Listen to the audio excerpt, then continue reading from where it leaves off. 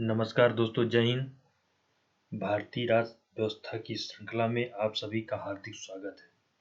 आज हम लोग चर्चा करेंगे संसद पार्लियामेंट के बारे में। हमने पूरे पिछले वीडियो में मंत्रिमंडल तक पूरा कर लिया था। आज हम लोग पार्लियामेंट की चर्चा करने वाले, ठीक है ना। तो पार्लियामेंट चर्चा करने से पहले मैं आपसे थोड़ा सा डिस्कस करना चाहता हूँ मंत्रिमंडलीय समितियां। पिछले वीडियो में रह गया था, 10 मिनट 5 मिनट लगेगा वो बता दूं, फिर पार्लियामेंट हम लोग पढ़ते हैं ना। तो देखिए, पहले मंत्रिमंडलीय समितियां समझ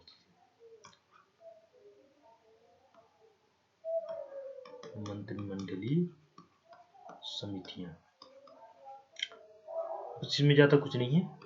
ठीक है भाई, मंत्रिमंडल वगैरह सब आपको मैंने बता दिया था। ठीक है, मंत्रियों के पास इतना काम होता है ना कि संभव नहीं हो पाता कि सारा काम वो कर सके अकेले। ठीक है ना, तो इसके लिए बहुत सहयोगी भी होते हैं। उसके साथ साथ एक उनकी कह सकते हैं मंत्रिमंडलीय समितियां बनाई जाती। ठीक है ना, ये समितियां क्या करती हैं कि जो मंत्रिमंडल के काम होते हैं उसको आसानी से करने में मदद करती हैं। तो इसमें अलग अलग सांसद लिए जाते हैं, वो हम नहीं जानते। हम वो कुछ 7-8 कमेटियां हैं जिनका हेड कौन होता है ये देखना है। ठीक है ना, तो अगर आप हेड की बात करें तो सबसे पहले हम समिति की बात करें तो आर्थिक मामलों के लिए मंत्रिमंडलीय समिति जो एमएसपी लागू घोषणा करती है। आर्थिक, बस इन समितियों का नाम देख लीजिए और कौन हेड करता है। मामलों की मंत्रिमंडलीय समिति, मंत्रिमंडलीय समिति। ठीक है, इसके आगे मैं लिख दे रहा हूं, पहले सारी समितियां लिख देता हूं। ठीक है ना, 2। उसके बाद राजनीतिक मामलों के लिए मंत्रिमंडलीय समिति, राजनीतिक मामलों के लिए मंत्रिमंडलीय समिति के लिए मंत्रिमंडलीय समिति।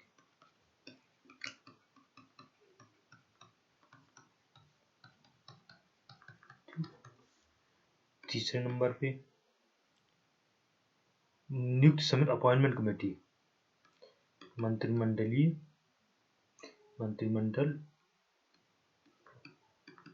नियुक्त समिति। ठीक है ना,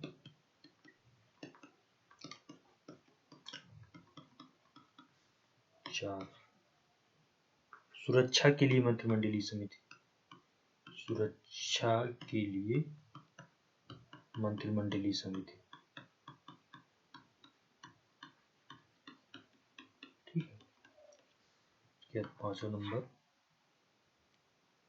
निवेश के लिए मंत्रिमंडलीय समिति। ठीक है, निवेश के लिए मंत्रिमंडलीय समिति।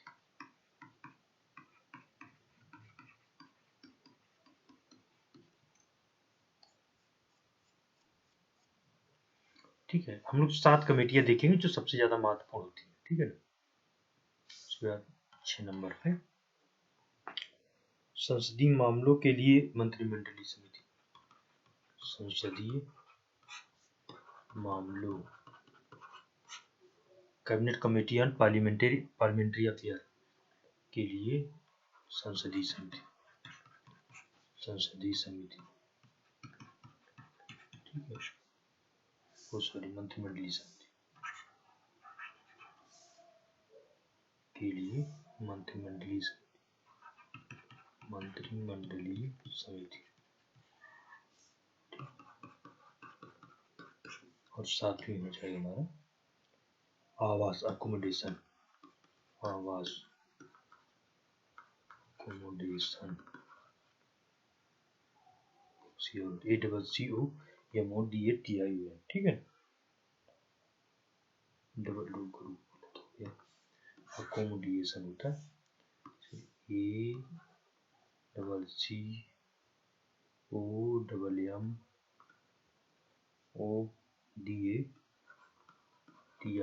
अकोमोडेशन होता है। ठीक है ना, आवास। ठीक है, तो देखो बस इसमें क्या पूछता है पेपर में कि कौन हेड करता है इन समितियों को। ठीक है ना, तो देखो हम पीछे पेज में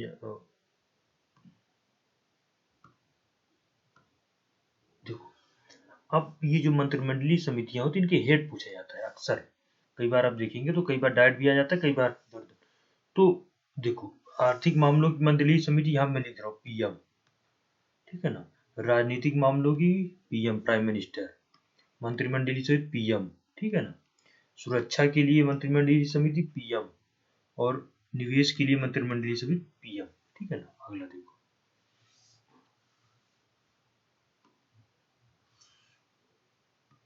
संसदीय मामलों के लिए डिफेंस मिनिस्टर, इसमें कौन है, राजनाथ सिंह, ठीक है। रक्षा मंत्री और आवास के लिए गृह मंत्री। बस ये ध्यान रखना कि इन दोनों समितियों को छोड़ करके जितनी भी सांसदीय समिति होती है सबका हेड पीएम होता है, संसदीय मामलों की और आवास समिति को देख, ये दोनों को याद रखना है, बस इसलिए मैंने उनको रेड से कर दिया, ठीक है। कि संसदीय मामलों के लिए मंत्रिमंडलीय समिति डिफेंस मिनिस्टर, रक्षा मंत्री, आवास मामलों के लिए गृह मंत्री होते हैं हेड। बाकी जो है कई बार मैचिंग में दे देता है, ठीक है ना। तो ये याद रखना, फिर से एक बार दिखा दूं, देखो आर्थिक मामलों की मंडलीय समिति पीएम, राजनीतिक मामलों की मंडलीय समिति पीएम, ठीक है। तब मंत्रिमंडलीय नियुक्ति सब अपॉइंटमेंट कमेटी जिसे कहते हैं बड़े बड़े अफसरों की नियुक्ति पीएम, सुरक्षा के लिए मंत्रिमंडलीय समिति पीएम, ध्यान रखना सुरक्षा के लिए पीएम है, ठीक है, ये बता रक्षा मंत्री लगा। निवेश के लिए मंत्रिमंडलीय समिति कौन है, पीएम, ठीक है। उसके बाद संसदीय मामलों के लिए मंत्रिमंडलीय समिति, याद रखना संसदीय मंत्री ने तो रक्षा मंत्री होते हैं, यही देगा जो जा कंफ्यूज होगा, आवास के लिए गृह मंत्री होते, ठीक है। तो यही था, थोड़ा पिछले वीडियो में रह गया था ये, तो मैंने सोचा इसको 5-7 मिनट लगा करके पूरा कर देता हूँ। बाकी हम लोग का मेन टॉपिक तो पार्लियामेंट है ये, है ना। तो अब हम लोग आज चलेंगे संसद में। देखिए संसद भी भाग 5 के अंतर्गत है, जो मैं आपको बताया था 152 से लेकर के 151 के अंतर्गत है, ठीक है। उसमें मैंने राष्ट्रपति को बता दिया था आपको, ठीक है। तो जो लोकसभा, देखो संसद के अंदर कई बार बताया, लोकसभा होते हैं, राज्यसभा होते हैं और राष्ट्रपति, ये संसद के 3 अंग होते हैं, ठीक है ना। इन्हीं से मिल करके ये संसद बनी है। एक यहाँ प्रधानमंत्री देते तो गलत हो जाएगा, ठीक है ना, वो संसद का अंग नहीं, संसद का सदस्य होता है। तो ये होते, ठीक है। अब देखो हमने भाग 5 के अंतर्गत मैंने ये लिखा क्योंकि देखिए मैंने राष्ट्रपति के बारे में आपको काफी कुछ सब कुछ लगभग पिछले वीडियो में बता दिया है। आज हम लोग लोकसभा और राज्यसभा के बारे में एकदम क्रिस्टल क्लियर बिल्कुल करेंगे, ठीक है ना, कि आज के बाद कोई कंफ्यूजन न रहे। वे भी भाग 5 के अंतर्गत अनुच्छेद 79 से लेकर के 79 से 122 तक, ठीक है ना। ये चीजें आज हम लोग पढ़ने वाले हैं। राष्ट्रपति के बारे में तो हम लोग ने खूब अच्छे से पूरा वीडियो बना के ही पढ़ा है, ठीक है। सब कुछ मैंने बताया कि संसदीय व्यवस्था में वेस्टमिंस्टर मॉडल, ठीक है। तो आज हम लोग ये तो संसद लिखे कि कोई भी बिल लोकसभा, राज्यसभा और राष्ट्रपति, पहले लोकसभा पारित करती है, फिर राज्यसभा पारित करती है, फिर राष्ट्रपति के साइन के बाद वो कानून का रूप ले लेता है, ठीक है। पूरी विधायी प्रक्रिया ऐसी होती है।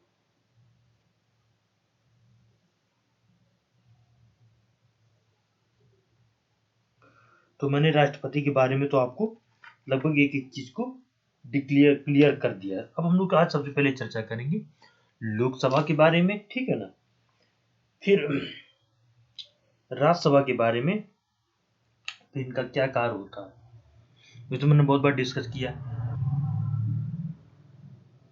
कौन लोग लोकसभा से चुने जाते हैं, कैसे लोकसभा से चुने जाते हैं, सब पूरा एक एक करके हम लोग क्रिस्टल क्लियर करने वाले हैं। चलिए ठीक है। देखो सबसे पहले आज हम लोग क्या चर्चा करेंगे, लोकसभा के बारे में। देखो लोकसभा, अक्सर आप 5 साल में चुनाव होते हैं कि लोकसभा सांसद है, लोकसभा का चुनाव होने वाला है, ठीक है ना। लोकसभा, पहले तो जान लो इसके नाम क्या है। इसे जनता का सदन कहते हैं, जनता का सदन कहते हैं, ठीक है ना। निचला सदन कहते हैं, ठीक है। तीसरा लोकप्रिय सदन भी इसे कह देते हैं, लोकप्रिय सदन, क्योंकि जनता द्वारा चुन के आते हैं, लोकप्रिय सदन भी कह देते हैं, ठीक है ना। इसके बाद कई इसके नाम इस तरह से दिए गए हैं।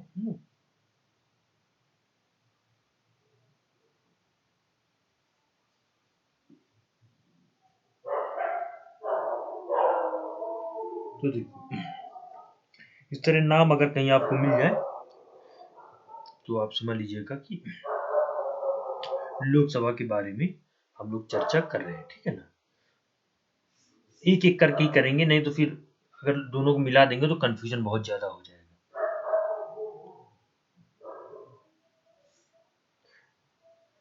चलो, ये 2-3 नाम है जो आपको पता होने चाहिए, ठीक है। अब देखो, अब लोकसभा की सबसे पहले योग्यता के संबंध में हम लोग क्या चर्चा करेंगे? योग्यता का। अगर लोकसभा का सदस्य कोई बनना चाहते तो योग्यता क्या होनी चाहिए? देखो, अगर मान लेते हैं हम लोकसभा का सदस्य बनना चाहते हैं तो इसके लिए एलिजिबिलिटी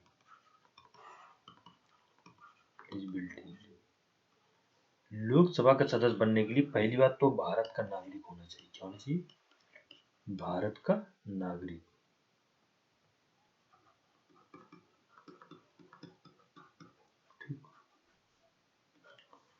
दूसरी बात, कोई जरूरी नहीं कि वो अगर कहीं से नागरिकता उसने भारत की अडॉप्ट हुई की है तो भी नागरिक हो बस, ठीक है।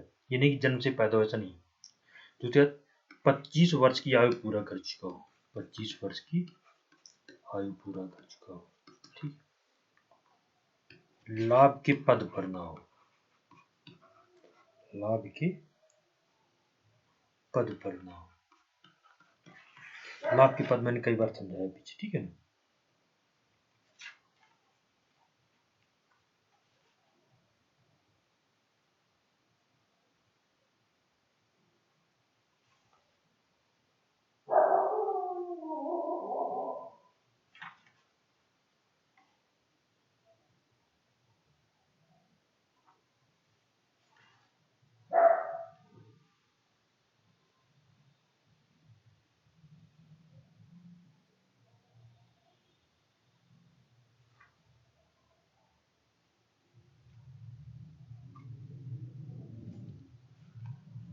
अभी हम लोग लोकसभा के बारे में चर्चा कर रहे हैं, ठीक है।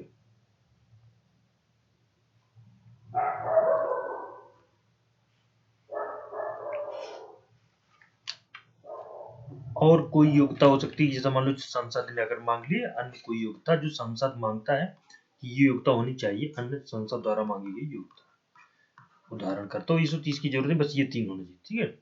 योग्यता कभी कभी वो चेंज कर देते कुछ क्राइटेरिया वगैरह, तो ये इसीलिए मैंने इस लाइन को लिख दिया, ठीक है। तो ये तो हो गया लोकसभा की योग्यता के बारे में, ठीक है ना। अब लोकसभा के सदस्य का जो होता है चुनाव कैसे होता है, ठीक है ना।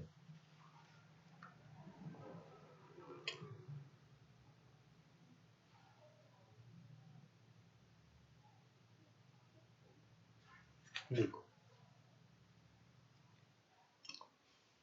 इलेक्शन प्रोसेस करते हैं, इलेक्शन चुनाव, ठीक है।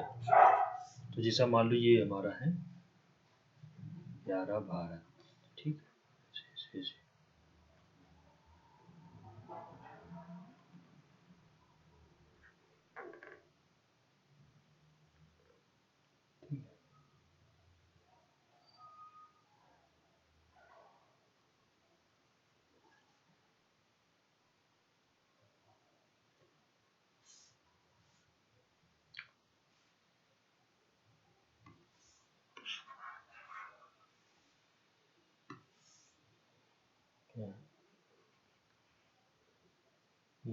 भारत है, ठीक है ना। अब देखो, हमने क्या किया है कि पूरी लोकसभा क्षेत्र को पूरे भारत को 545, ठीक है ना।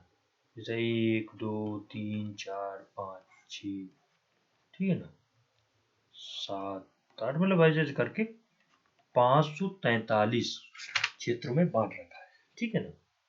आप सुनते होंगे अलग अलग ये लोकसभा क्षेत्र, वो लोकसभा क्षेत्र, ठीक है ना। तो पहली बात, इसका जो चुनाव होता है प्रत्यक्ष होता है, प्रत्यक्ष जनता द्वारा होता है, प्रत्यक्ष रूप से, इसीलिए इसे जनता का सदन या लोकप्रिय रूप से होता है चुनाव, ठीक है ना। और इसमें मत कौन डाल सकते हैं? 18 वर्ष की आयु के 18 वर्ष की आयु के मतदाता, ठीक है ना। अपने क्षेत्र में जो मतदाता है वो डाल सकता है। ये पहले 21 वर्ष हुआ करता था, बाद में 61वें संविधान संशोधन 1988-89 के द्वारा 18 वर्ष कर दिया गया, ठीक है ना। अब देखो, अब ये जो चुनाव है तो अलग अलग राज्यों की भी अपनी अपनी सीटें हैं। जैसे उत्तर प्रदेश में 80 हैं, बिहार में 40 हैं, ठीक है ना, मध्य प्रदेश में 29 है, गुजरात में 26 है, राजस्थान में 25 है। कि ये अपने अलग अलग राज्यों में जनसंख्या, देखो इसमें क्या होता है ना, एक जनसंख्या एक बड़ा फैक्टर है। तो ये होता है कि चुनाव में वोट कौन प्रत्यक्ष रूप से होता है, ठीक है। और इसमें तीसरी बात ये है कि first past the post system है, पहले come first past the post system, post system से चुनाव होता है, ठीक है ना। अब पहले खंबा छू लो प्रणाली, पहले खंबा छू लो मतलब का मतलब है कि जो मान लीजिए 50 प्रत्याशी हैं किसी पद के लिए लड़े, ठीक है ना। अब वो क्या है, मान लीजिए 10 प्रत्याशी लड़ रहे किसी लोकसभा सीट के लिए, तो जो सबसे ज्यादा वोट पा जाएगा वो जीत जाएगा बस, ठीक है। मान लीजिए कि कुल वोटर है जहाँ पे 15 लाख, लोकसभा बहुत बड़ा होता है, बहुत बड़े 15 लाख वोटर है। अब 10 प्रत्याशी यहाँ पे खड़े हैं, एक को मिला 2 लाख, एक को 1 लाख, एक को 50,000, ठीक है ना। ऐसे ऐसे मतलब कुछ करके वोट मिला हुआ, तो जो उसको सबसे ज्यादा मिल जाएगा 2 लाख बाद में, जो भी सबसे ज्यादा पाएगा वो जीत जाएगा। इसे कहते हैं फर्स्ट पार्टी पोस्ट सिस्टम, ठीक है।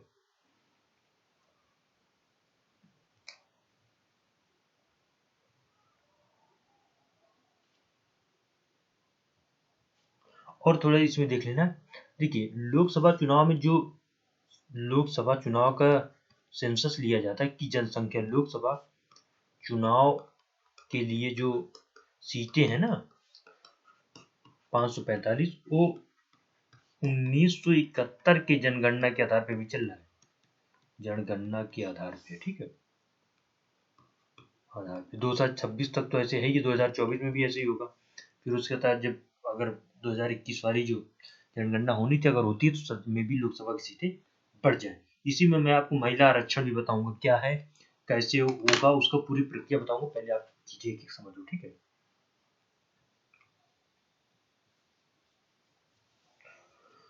तो ये हो गया लोकसभा 1971 की जनगणना के आधार पे, ठीक है। उसके बाद इसमें ना SC ST का रिजर्वेशन भी है, SC और ST का आरक्षण है, कई काफी सीटें रिजर्व कर गई हैं, लगभग वही उनका रिजर्वेशन है अपना 15 प्लस 7.5%, मतलब लगभग इतने परसेंट उनका रिजर्वेशन है, ठीक है। तो जो भी 545 का 25/500, ठीक है।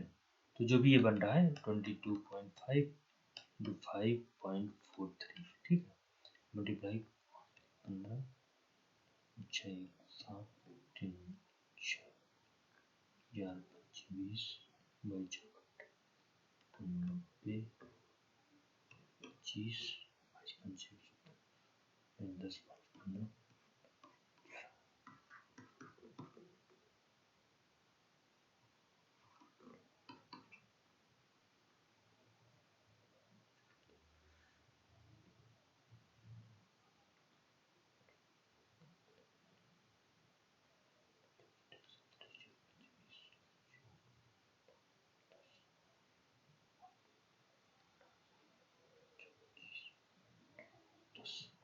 10 2 12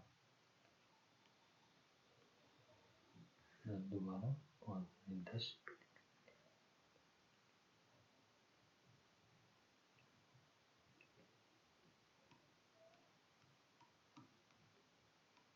तो लगभग लोकसभा की 127 के आसपास सीटें SC ST के लिए रिजर्व की गई है, ठीक है ना, 22.5%, ठीक है। तो देखो अपने अपने राज्यों का याद रखना है ना,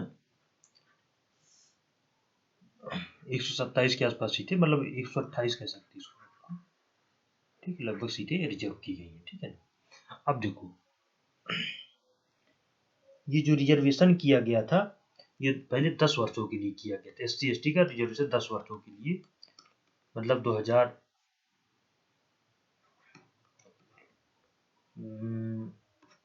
1950 से 1960 तक के लिए, ठीक है ना, तक के लिए किया गया था।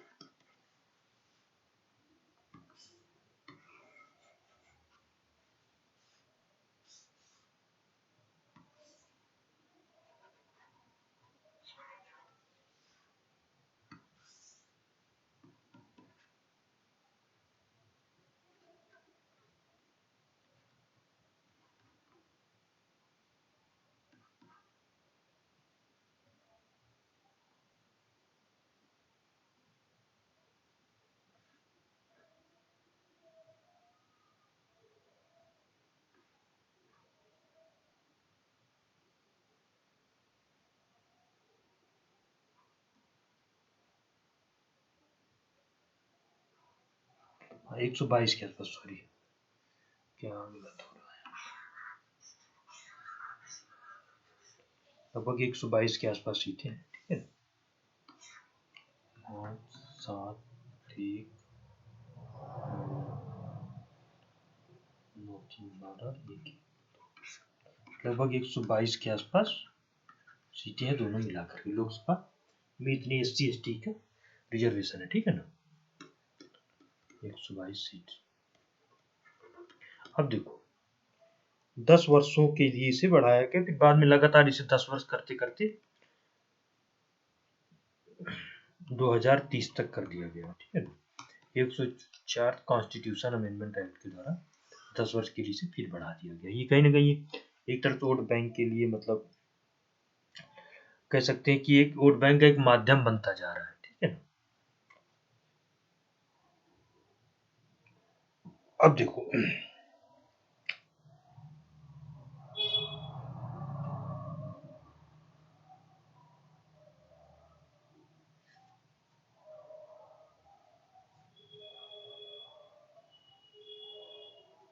पहले लोकसभा में 2 एंग्लो इंडियन नामित होते थे, लेकिन एंग्लो इंडियन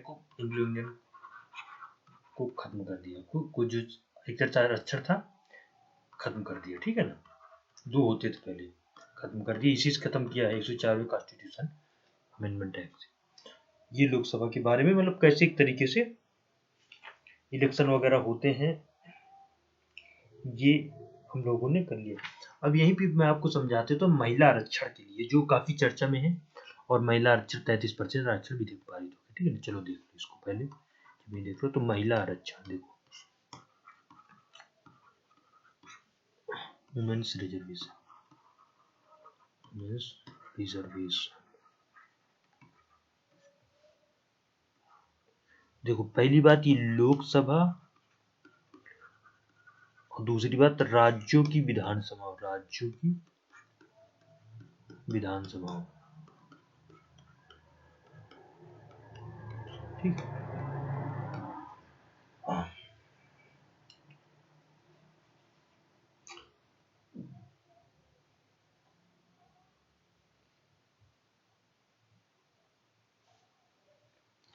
ठीक है ना, लोकसभा और राज्यों की विधानसभा 33% आरक्षण की बात की गई है।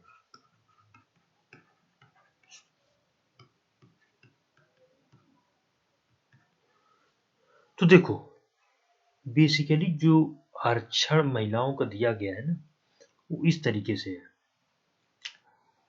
पहली बात तो इसमें सेंसस बदलना पड़ेगा। क्या बदलना पड़ेगा? जनगणना, ठीक है। कैसे?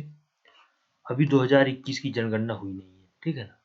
अभी जनगणना में भी 2026 में होगी। 2026 में होने के बाद सीटों का परिसीमन होगा, सीटों का परिसीमन होगा। क्या होगा?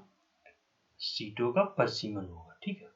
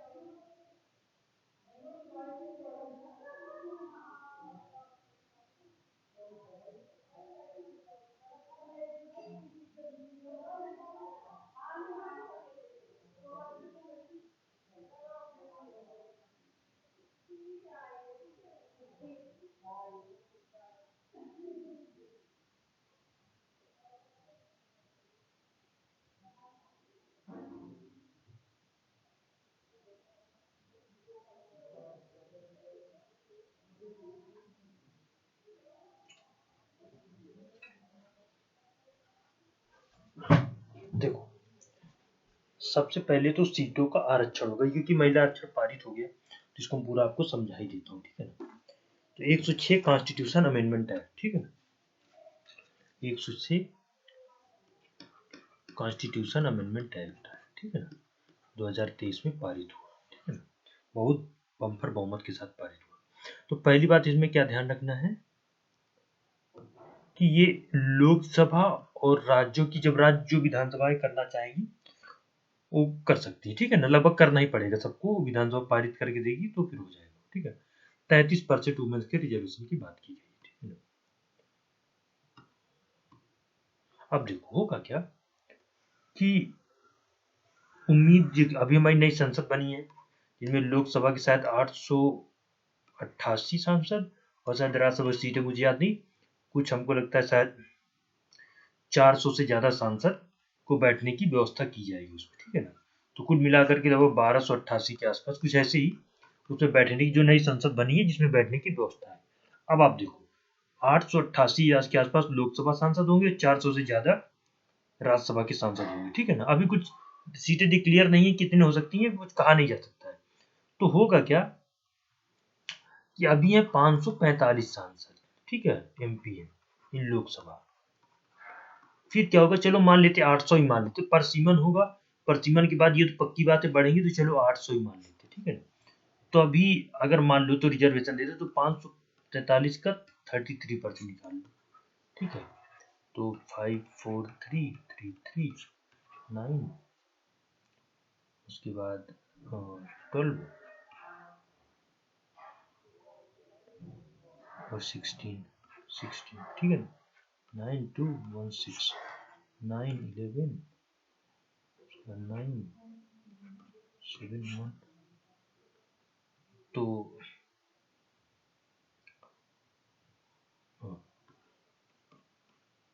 लगभग 180 महिला सांसद होनी चाहिए वर्तमान में, अगर 33% आपको रिजर्व कर दे तो 180 होनी चाहिए, ठीक है।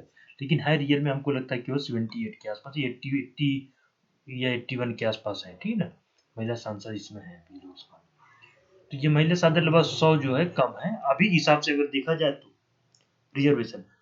तो हुआ क्या कि जब 800 हो जाएंगी ना, तो होना कि 180 हो गया, अब 100 180 से निकाल लो, तो रिजर्व में 543 से 180 को जरा घटाओ 3, उसके बाद 36, 363 पुरुष सांसद होने चाहिए और 180 मेल फीमेल होना चाहिए, महिला सांसद होनी चाहिए। लेकिन है कितना अभी, शायद हमको 80 और साथ में 5 4 और 6 3 के आसपास कुछ ऐसे है, ठीक है ना। अब देखो, अब ये बताओ कि अगर पुरुष ये कहें कि अभी हम 463 है और हमको घटा के 180 आप घटा दो और हमको आप कर दो 363 और महिलाओं को 180 कर दो, तो क्या कोई पुरुष सांसद तैयार होगा? किसी भी पार्टी का नहीं तैयार होगा। ये बात पक्की है कि सारे सांसद विरोध कर देंगे, उनको अपनी सीट जाती हुई दिख रही है ना कि भाई हम सांसद हैं, पुरुष हैं, तो इस वजह से हमारी सीट चली जाएगी। तो इसीलिए पूरा इसमें गेम किया गया है। पहले सांसदों का परसीमन होगा संसदीय व्यवस्था का 800, फिर 800 का 33%, ठीक, इसको जोड़ लो 264, ठीक है ना। ये वुमन पार्लियामेंट में आ सकेगी, लोकसभा में आ सकेंगी, ठीक है। अब 800 में से 264 घटाओ, 6 3 और 5, तो 536 मेल सांसद तो तब भी रहेंगे लोकसभा में सांसद। अब आप पूरा गेम प्लान देखो क्या है इनका, कि 536 मेल हो जाएंगे, 264 फीमेल हो जाएंगे, तो इससे कोई दिक्कत नहीं। कि जहां मेल कितना था, पीछे देखो मेल कितना था,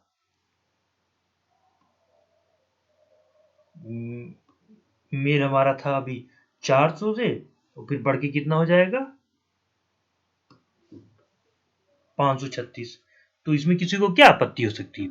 और महिला भी बढ़ के 264 हो जाएंगी, सारा लोड तो जनता के ऊपर पड़ेगा, इनके खर्च, इनके पेंशन, इनके भत्ते, इनके गाड़ी, इनकी सब कुछ, समझ रहे हैं।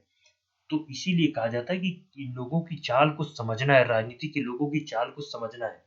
हाँ, ये बात अलग है कि इसमें SC ST का रिजर्वेशन है, SC ST का रिजर्वेशन है, OBC का नहीं है, ठीक है ना, ध्यान रखना है, इसमें OBC का रिजर्वेशन नहीं है। ये चीजों को समझना है कि किस तरीके से गेम प्लान हो रहा है। ये हो गया। तो मैं इसके क्योंकि रिजर्वेशन के बारे में था इसलिए मैंने आपको यहाँ पे बता दिया। तो देखिए 543 सांसद जो चुन के आते हैं उनमें से 530 जो है वो राज्यों का प्रतिनिधित्व, राज्य से चुन के आ रहे, राज्यों का प्रतिनिधित्व करते, ठीक है ना, एक तरीके से। 20 हैं संघ शासित प्रदेशों के। देखो 543 चुन के रियल में 552 सीटें हैं, तो घट के अब क्योंकि 2 हट गए तो 550 है रियल में, 543 पे इलेक्शन होता है, इनमें 530 है राज्यों का प्रतिनिधित्व, सीटें निर्धारित की गई हैं, 552 निर्धारित सीटें लोकसभा में, ध्यान रखना। तो इलेक्शन, ठीक है, 20 सीटें संघ शासित प्रदेश, संघ शासित प्रदेशों से 20 सांसद आ जाते हैं, शासित प्रदेशों से आ जाते हैं, ठीक है ना। और तो जो एंग्लो इंडियन है वो तो खत्म ही कर दी है ना। तो अभी फिलहाल हमारे पास है 543 की लोकसभा MP है, ठीक।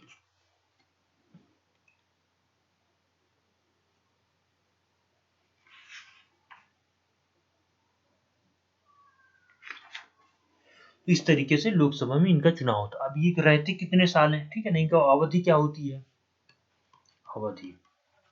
अवधि बेसिकली 5 वर्षों के लिए होती है, कितनी, 5 वर्षों के लिए होती है, ठीक है। इस इलेक्शन से लेके उसकी इनको 5 साल बाद जनता के बीच जाना पड़ता है। 5 वर्ष बाद लोकसभा का विघटन होता है, प्रत्येक 5 वर्ष के पहले, 5 वर्ष पूर्ण होने के पहले लोकसभा का विघटन हो जाता है। लोग तो राष्ट्रपति करते हैं, लोकसभा का विघटन हो जाता है, ठीक है। और मैंने आपको बताया था कि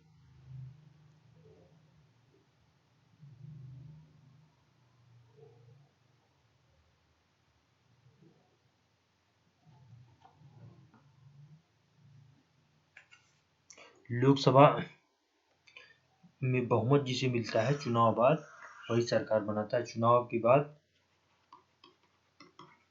जिसे लोकसभा में बहुमत मिलता है वही सरकार गठन करता है, लोकसभा में बहुमत मिलता है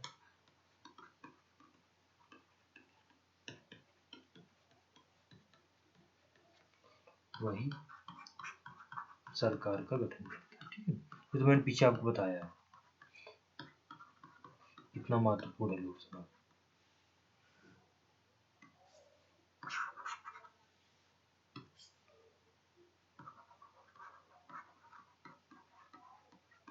क्या, ये देखो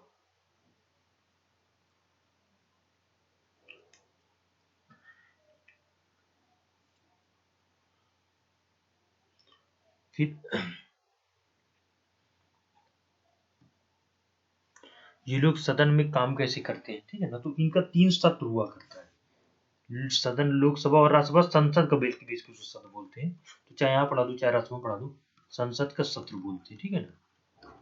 तो एक तो होता है फरवरी से लेकर के मई तक, इसे बोलते हैं बजट सत्र, इसमें बजट पेश किया जाता है, ठीक है ना। दूसरा जुलाई से लेकर के सितंबर तक, ये बरसात का महीना है तो इसीलिए इसको कह दिया जाता मानसून सत्र, मानसून सत्र, ठीक है। तीसरा नवंबर दिसंबर में, इसको बोलते हैं शीतकालीन सत्र, क्या बोलते हैं, शीत, खूब हंगामा होता है, अक्सर पेपर में देखते हैं, ठीक है ना।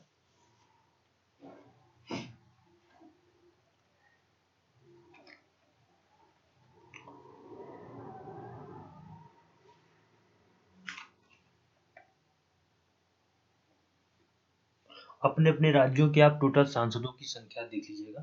जैसे यूपी है तो यूपी में लोकसभा के कितने सांसद हैं, 80 सांसद चुन के आते हैं, जिसमें 17 SC सीटों के लिए रिजर्व है, ठीक है ना, रिजर्व होती है। तो अपने अपने राज्यों के लिए आप इसको लिस्ट से देख लेना, ठीक है। जिस भी आप राज्य से हो, मुझे तो मुझे कभी 80 लोकसभा हो गई, यहाँ 7 दिल्ली में हो गई, ठीक है ना। उसके बाद 5 उत्तराखंड में हो गई, राजस्थान में 25 हो गई, मध्य प्रदेश में 29 हो गई, बिहार में 40 हो गई। तो अब आसपास के राज्यों का भी याद होना चाहिए भाई, कभी आप डिस्कस करें तो आपको पता हो, ठीक है। और इन्हीं में से जो टोटल सांसदों में से 272 जो पाया जाता है, वो बहुमत बना लेता है, वो सरकार बना लेता है, ठीक है। तो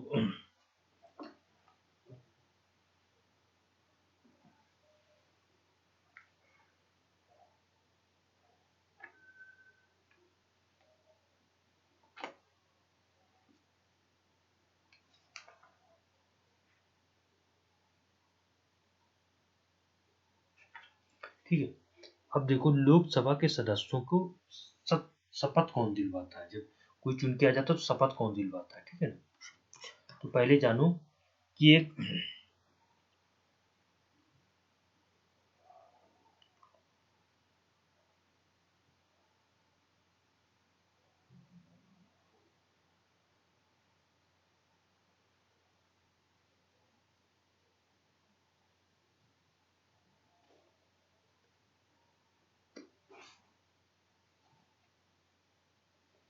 होता प्रोटेम अध्यक्ष निर्वाचित होता है, ठीक है ना।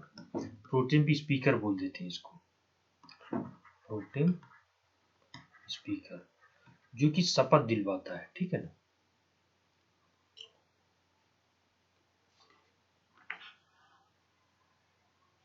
शपथ दिलवाता है सभी सांसदों को, शपथ दिलवाता है, ठीक है। जब शपथ हो जाती है फिर ये लोग अपना एक अध्यक्ष चुन लेते हैं। डायरेक्ट अध्यक्ष नहीं चुना जाता, पहले प्रोटेम स्पीकर आएगा, शपथ दिलाएगा, पहले संसद की सदस्यता तो लो, तब तो अध्यक्ष चुनने के लाभ लो, फिर ये अपने बीच में अध्यक्ष चुन लेते हैं, ठीक है ना। जैसे इसमें ओम बिरला जी हैं लोकसभा अध्यक्ष।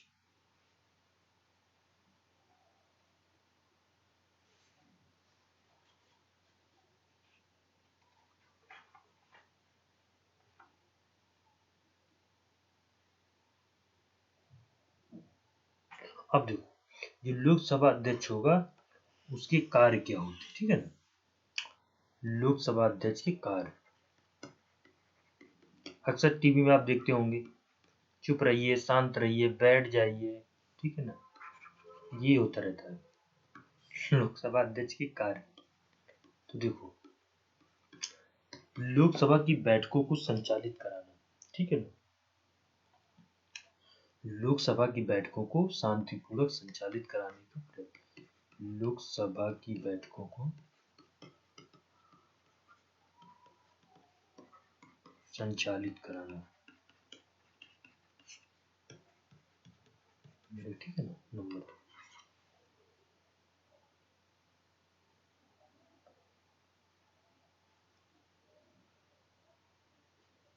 हाँ, लोग अगर गणपूर पूरा नहीं हो रहा है, ठीक है ना, मतलब कुल सदस्यों का 10% आप टोटल लोकसभा के सदस्य नहीं आते, तो स्थगित भी कर सकता है, इतना अनिवार्य है। इतने सदस्य होने चाहिए, जितने लोकसभा के टोटल लगभग 55 सदस्य होंगे तभी संसद उस दिन चल पाती, नहीं तो फिर लोकसभा से उसके स्थगित कर सकता है, ठीक है ना। और देखो लोकसभा अध्यक्ष के बारे में सब पूछा था, लोकसभा अध्यक्ष जो होता है ना, किसी न किसी पार्टी का होता है। लोकसभा का अध्यक्ष जैसा भी इसमें बीजेपी के हैं अध्यक्ष, पार्टी का होता है, हमेशा पार्टी का होता है, लेकिन ऐसा नहीं कि पार्टी वाइज काम करेगा, एक तटस्थ होकर के काम करता है, तटस्थ होकर काम करता, कोई कर नहीं पाता, होकर काम करने का प्रयास करना चाहिए, प्रयास करना चाहिए, सभी सांसद उसके लिए बराबर होते हैं। और बता दी ये इस्तीफा भी नहीं देता, ये पार्टी से इस्तीफा, अगर पार्टी से इस्तीफा देगा तो लोकसभा का सदस्य ही नहीं रह जाएगा वो, फिर अभी मैं आगे बताऊंगा जब आपको 52 कॉन्स्टिट्यूशन अमेंडमेंट 1985 के द्वारा, ठीक है। देखो उसके साथ सामान्यतः लोग किसी मत नहीं देता, ये सामान्यतः मतदान नहीं करता, ठीक है ना, किसी मामले में अगर वोटिंग हो रही है तो नहीं करता, लेकिन अगर मत बराबर हो जाए, कभी कभी मत बराबर हो जाने पर मतदान कर सकता है, ठीक है ना। मान किसी चीज में वोटिंग हुई, सब में 130 आ गए, दोनों में 130 आ गए, तो ये बराबर कर वोट कर सकता है, ठीक, मतदान कर सकता है। देखो कई बार क्या होता है, मैंने आपको ये बताया था कि साधारण विधेयक के मामले में, साधारण विधेयकों के मामले में गतिरोध उत्पन्न हो जाए। अगर ये क्यों लेने के लिए है, धन विधेयक या संविधान संशोधन विधेयक के लिए नहीं है, गतिरोध हो जाए तो संयुक्त राष्ट्रपति अनुच्छेद 108 के अंतर्गत 108 के अंतर्गत संयुक्त बैठक, joint sitting of the parliament, ठीक है ना, कराता है। इसके लिए आहूत कराता लिखते हैं, आहूत शब्द अगर पेड़ में आएगा तो ध्यान रखना।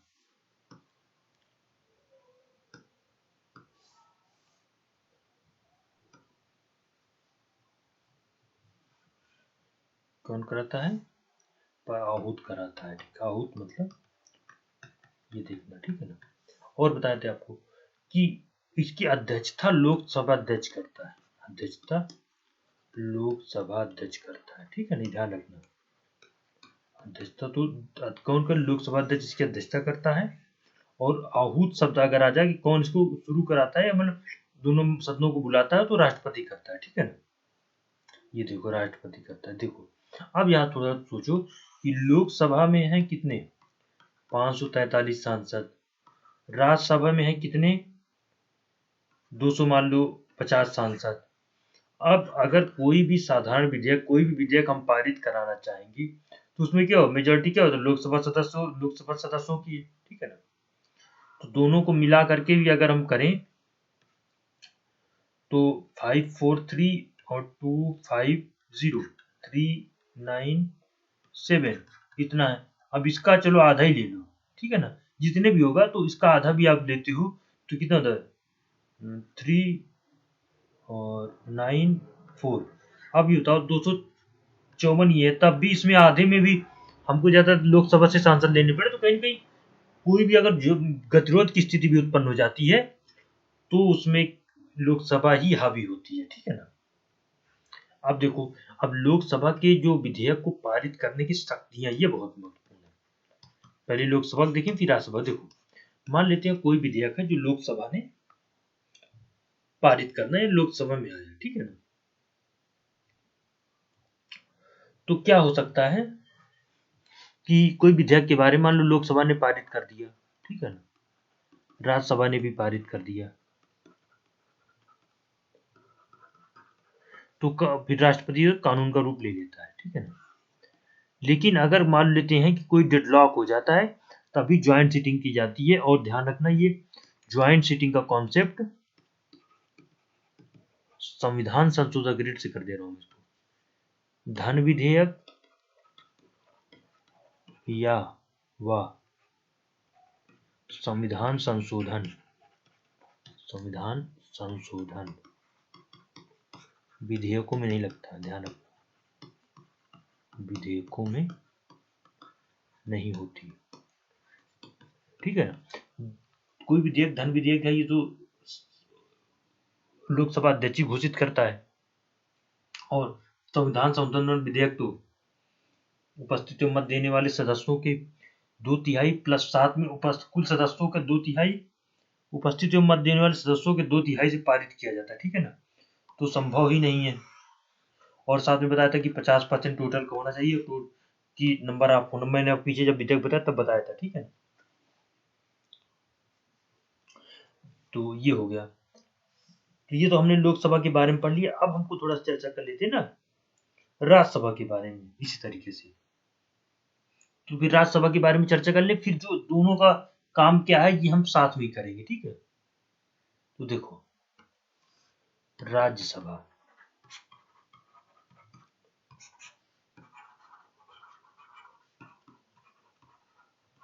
पहली बात जान लो कि इसको कहते हैं कि मतलब एक तरह से अनुभवियों का सदन, ठीक है। उसके बाद राज्यों का सदन इसे कहते हैं, राज्यों का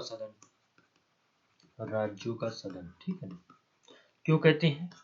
क्योंकि इसमें जो सदस्य चुन के अलग अलग राज्यों से चुन के आते हैं, ठीक है ना, अलग अलग राज्यों को सीटें आवंटित की गई हैं, राज्यों को सीटें आवंटित होती, कैसे बताता हूँ, ठीक है। अब जैसा मान लीजिए ये पूरा भारत है हमारा, ठीक है ना,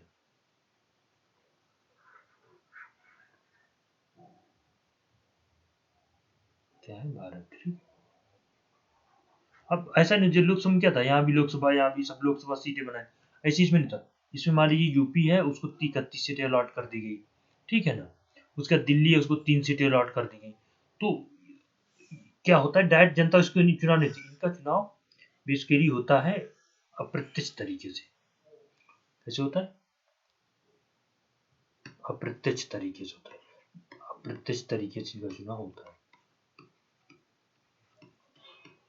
तरीके से कैसे, जैसे विधायक होते हैं ना, तो विधायकों द्वारा डाला जाता है, विधायकों द्वारा मत डाला जाता है, ठीक है, मत डाला जाता है, ठीक है। विधायक जैसे वोट करेंगे वही जो है राज्यसभा का सदस्य चुन जाता है, ठीक है। तो इसमें देखो वोटिंग इसमें कैसे होती है, थोड़ी जान लो ना। ओपन बैलेट होता है यहाँ पे, ओपन बैलेट द्वारा, मतलब समझ रहे हो, ओपन बैलेट ये मतलब नहीं कि गए घर से पेपर लिख के ले आए, इसका ये मतलब नहीं है। इसका मतलब ये होता है,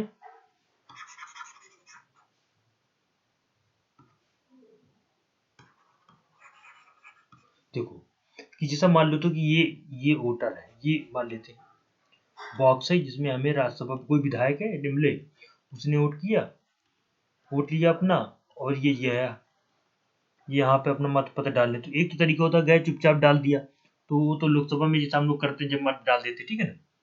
यहाँ ईवीएम से नहीं होता है, ठीक है, यहाँ पत्र मत से होता है। तो होगा क्या, यहाँ उसका एक एजेंट खड़ा रहेगा, तो जिसे हम मत डालेगा ना, मत डालने के बाद ये एजेंट को दिखाएगा उसी पार्टी वाले को कि देखो मैंने जिससे तुमसे बात की थी उसी को मैंने वोट डाला है। इसी को कहते हैं ओपन बैलेट द्वारा, मतलब अपने मत प्रति को मतलब निशान लगाने के बाद, ध्यान रखना, ठीक है, निशान लगाने के बाद मतपत्र को दिखाना पड़ता है, मतपत्र को दिखाना पड़ता है, दिखाना पड़ता है, ये होता है, ठीक है ना। अब इनका कार्यकाल देख लेते कितना होता है। राज्यसभा के सदस्यों का कार्यकाल 6 वर्ष होता है, राज्यसभा के सदस्यों का कार्यकाल 6 वर्ष होता है, ठीक है ना। योग्यता की अगर आप बात करें ना, तो जो मैंने लोकसभा बताई कि भारत का नागरिक हो, बस उम्र 30 वर्ष होनी चाहिए। योग्यता की बात करें तो उम्र 30 वर्ष की होनी चाहिए, उसमें 25 वर्ष तक, 30 वर्ष के बाद ही कोई राज्यसभा का सदस्य बन सकता है, राज्यसभा का सदस्य बन सकता है, ठीक है, बन सकता है। और इसमें भी जैसे लोकसभा में कोई अब कहीं के वोटर हो, जैसे मोदी जी गुजरात के वोटर है लेकिन बनारस से चुनाव लड़के जीते, ऐसे राज्यसभा में आप किसी भी राज्य के हो कहीं भी जाके चुनाव लड़िए, ठीक है ना। उन लोगों ने सब अपनी सुविधा के लिए बना रखा है, उनको कोई दिक्कत, मतलब माननीयों को कोई दिक्कत नहीं होना चाहिए, ठीक है ना। तो ये है, और साथ में 6 वर्ष का कार्यकाल होता है। इसमें पता है क्या होता है, प्रत्येक 2 वर्ष बाद या 3 वर्ष की शुरुआत में 2/3 सदस्य जो है, प्रत्येक 2 वर्ष में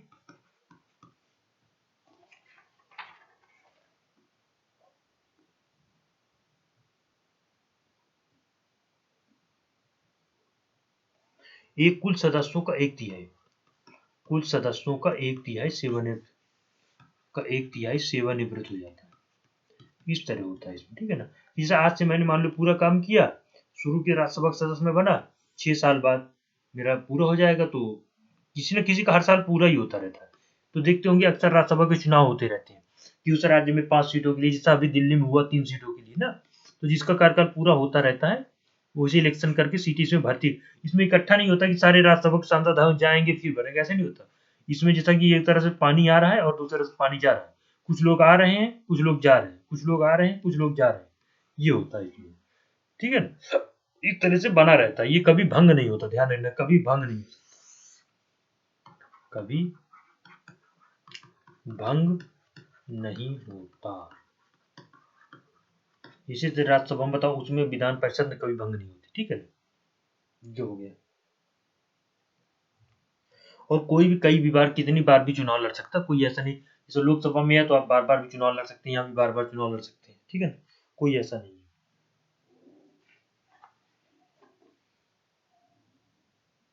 तो ये देखिए लोकसभा राज्यसभा के बारे में जितनी है, कुल अगर देखें तो भारत में इसमें लोक राज्यसभा के सदस्य कितने हैं, शायद हमको लग रहा है 245 के आसपास है, ठीक है ना, ये है।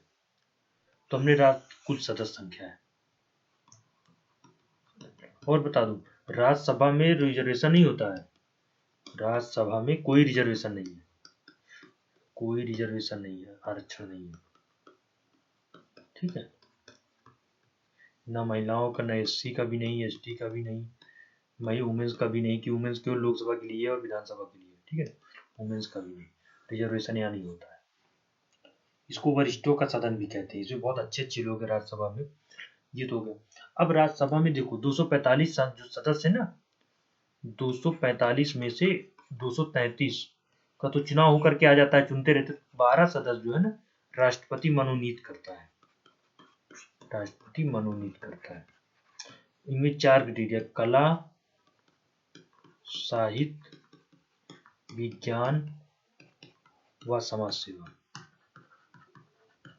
मैंने जब आपको बताया था ना कि जो मनोनीत सदस्य राष्ट्रपति के चुनाव में भाग नहीं लेते, तो यही चारों के लिए, इन्हीं के लिए बताया था मैंने। 12 सदस्य जो होते हैं, अरे हाँ, इन 4 क्षेत्रों के होने चाहिए, ठीक है ना। थोड़ा सा मैं आपको बता दूं, 2000 शायद 12 या 13 में सचिन तेंदुलकर को लाए थे ना, सचिन तेंदुलकर को लाए थे, तो हुआ क्या था, उसमें खेल का भारत रत्न मिला था उन्हें, खेल का प्रावधान नहीं था तो कुछ चेंज करके किया था, तो उस पर हमने जाना, मैं बताना चाहता हूँ कि ये लोग अपने फायदे से रूल भी तोड़ लेते हैं आराम से, जनता को पता भी नहीं चलता, ठीक है। देखो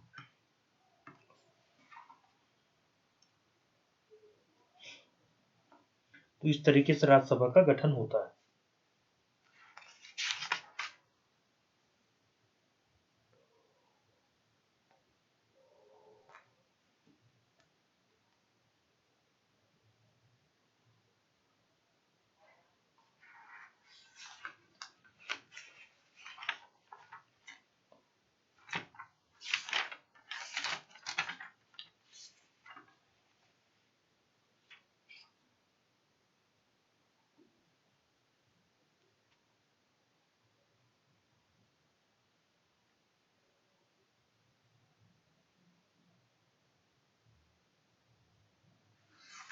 देखो कई बार क्या हो जाता है ना कि जैसा अगर हमारे लोकसभा के सदस्य है, वो राज्यसभा के सदस्य बनना चाहते तो आपस में बन भी लेते हैं, ठीक है, लेकिन फिर एक सीट बताना पड़ता है कौन सी खाली करना 10 दिन के अंदर। तो जैसे हमारी लोकसभा का सदस्य है, ठीक है ना, वो राज्यसभा का सदस्य भी बन गया, तो उसको 10 दिन के अंदर सीट खाली पड़नी, 10 दिन के अंदर बताना पड़ेगा किसका सदस्य बनना चाहता है, अंदर सीट खाली करनी पड़ेगी, ठीक है, ये बात ध्यान देना। जैसे मान लीजिए एमएलए हो गया, लोकसभा या राज्यसभा सदस्य बन जाता है तो उसे फिर इस्तीफा देना पड़ता है, ठीक है ना, एमएलए हो गया, लोकसभा या राज्यसभा में चला गया तो उसे फिर इस्तीफा देना पड़ता है,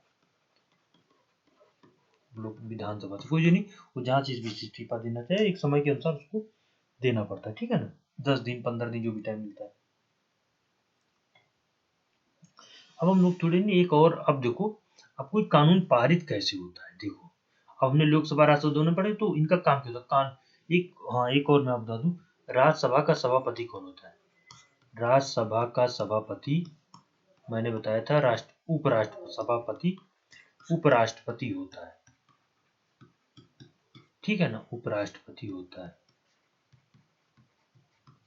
कि जो उपराष्ट्रपति होगा यक्स ऑफिसियो होता है ना, पदेन पदेन सभापति, पदेन पदेन शब्द उसके लिए आता है जिसका चुनाव नहीं होता, राज्यसभा सभापति का चुनाव नहीं होता, जो सभा उपराष्ट्रपति बनेगा वो राज्यसभा का पदेन सभापति होगा, पदेन सभापति, ठीक है ना। तो ये देखना, इसमें जगदीप धनखड़ जी, तो ये हो गया, वो यही सभा राज्यसभा को संचालित कराता है, राज्यसभा के कार्यकाल को राज्यसभा को संचालित कराता है, ठीक है, देखो ठीक है, ये हो गया हमारा। अब हम कोई विधेयक पारित कैसे होता है, ठीक है, इस बारे में हम लोग चर्चा करने वाले हैं। लेकिन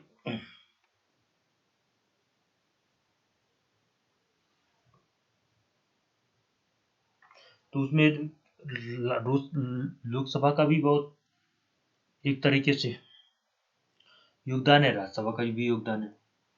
उसको हम लोग चलेंगे कैसे विधेयक पारित होता, हम लोग थोड़ा देख लेते ना। एक जनप्रतिनिधित्व कानून आया था 1951 में, रिप्रेजेंटेशन ऑफ पीपुल्स एक्ट। जनप्रतिनिधित्व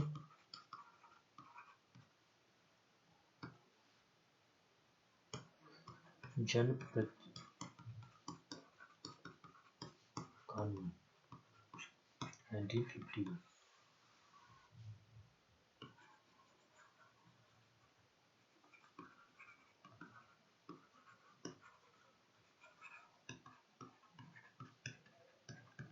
इसको मैंने इसलिए रेड से कर रखा, थोड़ा खतरनाक है, ठीक है ना। बेसिकली ये अयोग्यता से संबंधित है कि कोई सांसद है जो किस तरीके से अयोग्य घोषित हो सकता है इस कानून के अंतर्गत, ठीक है ना।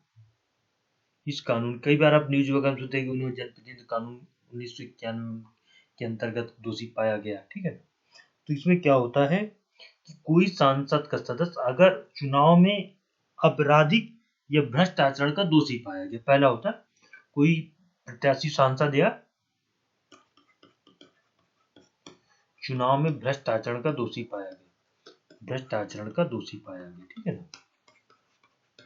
दोषी पाया गया मतलब उसने कुछ चीजें छिपा ली, ठीक है, कि उसने कुछ क्रिमिनल केसेस थे उसने नहीं बताया, या उसने कहा कुछ डिक्लेयर करना पड़ता है ना, कितना एक्सीडेंट है हमारे पास, कितने क्रिमिनल केसेज हैं। कई बार तो जाति छिपा के चुनाव लड़ जाते हैं। तो अगर कुछ ऐसा अपराध या अनैतिक आचरण करता है तो उसे इस कानून के अंतर्गत अयोग्य घोषित कर दिया जाएगा, उसकी सदस्यता चली जाएगी, ठीक है। या मान लो किसी आपको दो या दो से अधिक, किसी को दो या दो से अधिक, किसी को दो या दो से अधिक वर्ष की सजा हो जाती है,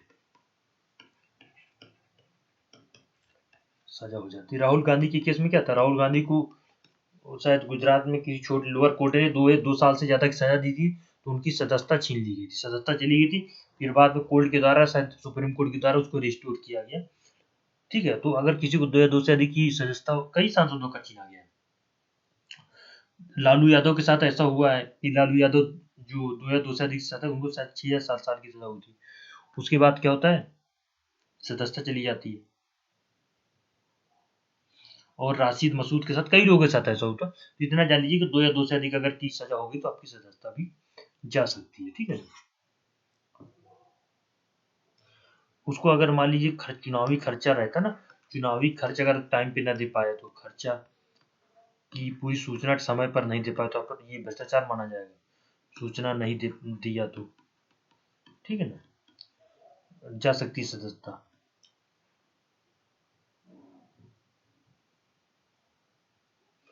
और देखो, यदि उसे कोई लाभ के पद पर दोषी पाया गया, लाभ के पद पर दोषी पाया गया, दोषी पाया गया, ठीक है ना। 2003 में जया बच्चन, 2003 में जया बच्चन को इस लाभ को, उनकी राज्यसभा की सदस्यता चली गई थी, राज्यसभा की सदस्यता चली गई थी, लाभ के पद मामले सदस्यता चली गई थी, ठीक है ना। लाभ के पद उनके पास शायद कोई यूपी फिल्म विकास परिषद का कुछ पद था, तो जिसकी वजह से लाभ का पद माना गया और उनकी सदस्यता चली गई थी। लाभ के पद मानने में दोषी पाया जा सकता, सदस्यता जा सकती, ठीक है। उसके बाद फिर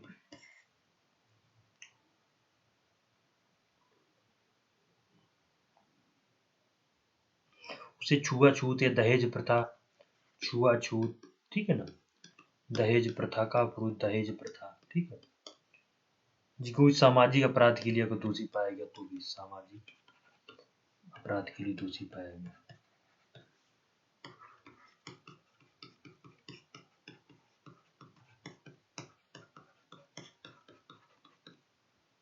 ठीक है। ये तो रिप्रेजेंटेशन ऑफ पीपुल्स एक्ट 1951 के अंतर्गत है। ये 4-5 एक दो और हो जाने जरूरत है, ठीक है, जितना हम इतना बता दे रहे हैं। तो कौन कौन सा कि संसद चुनाव भ्रष्टाचार का दोषी पाया गया, किसी को 2 या 2 से अधिक की सजा हो जाती है चुनावी खर्च की अगर उसने सूचना नहीं दी है, ठीक है।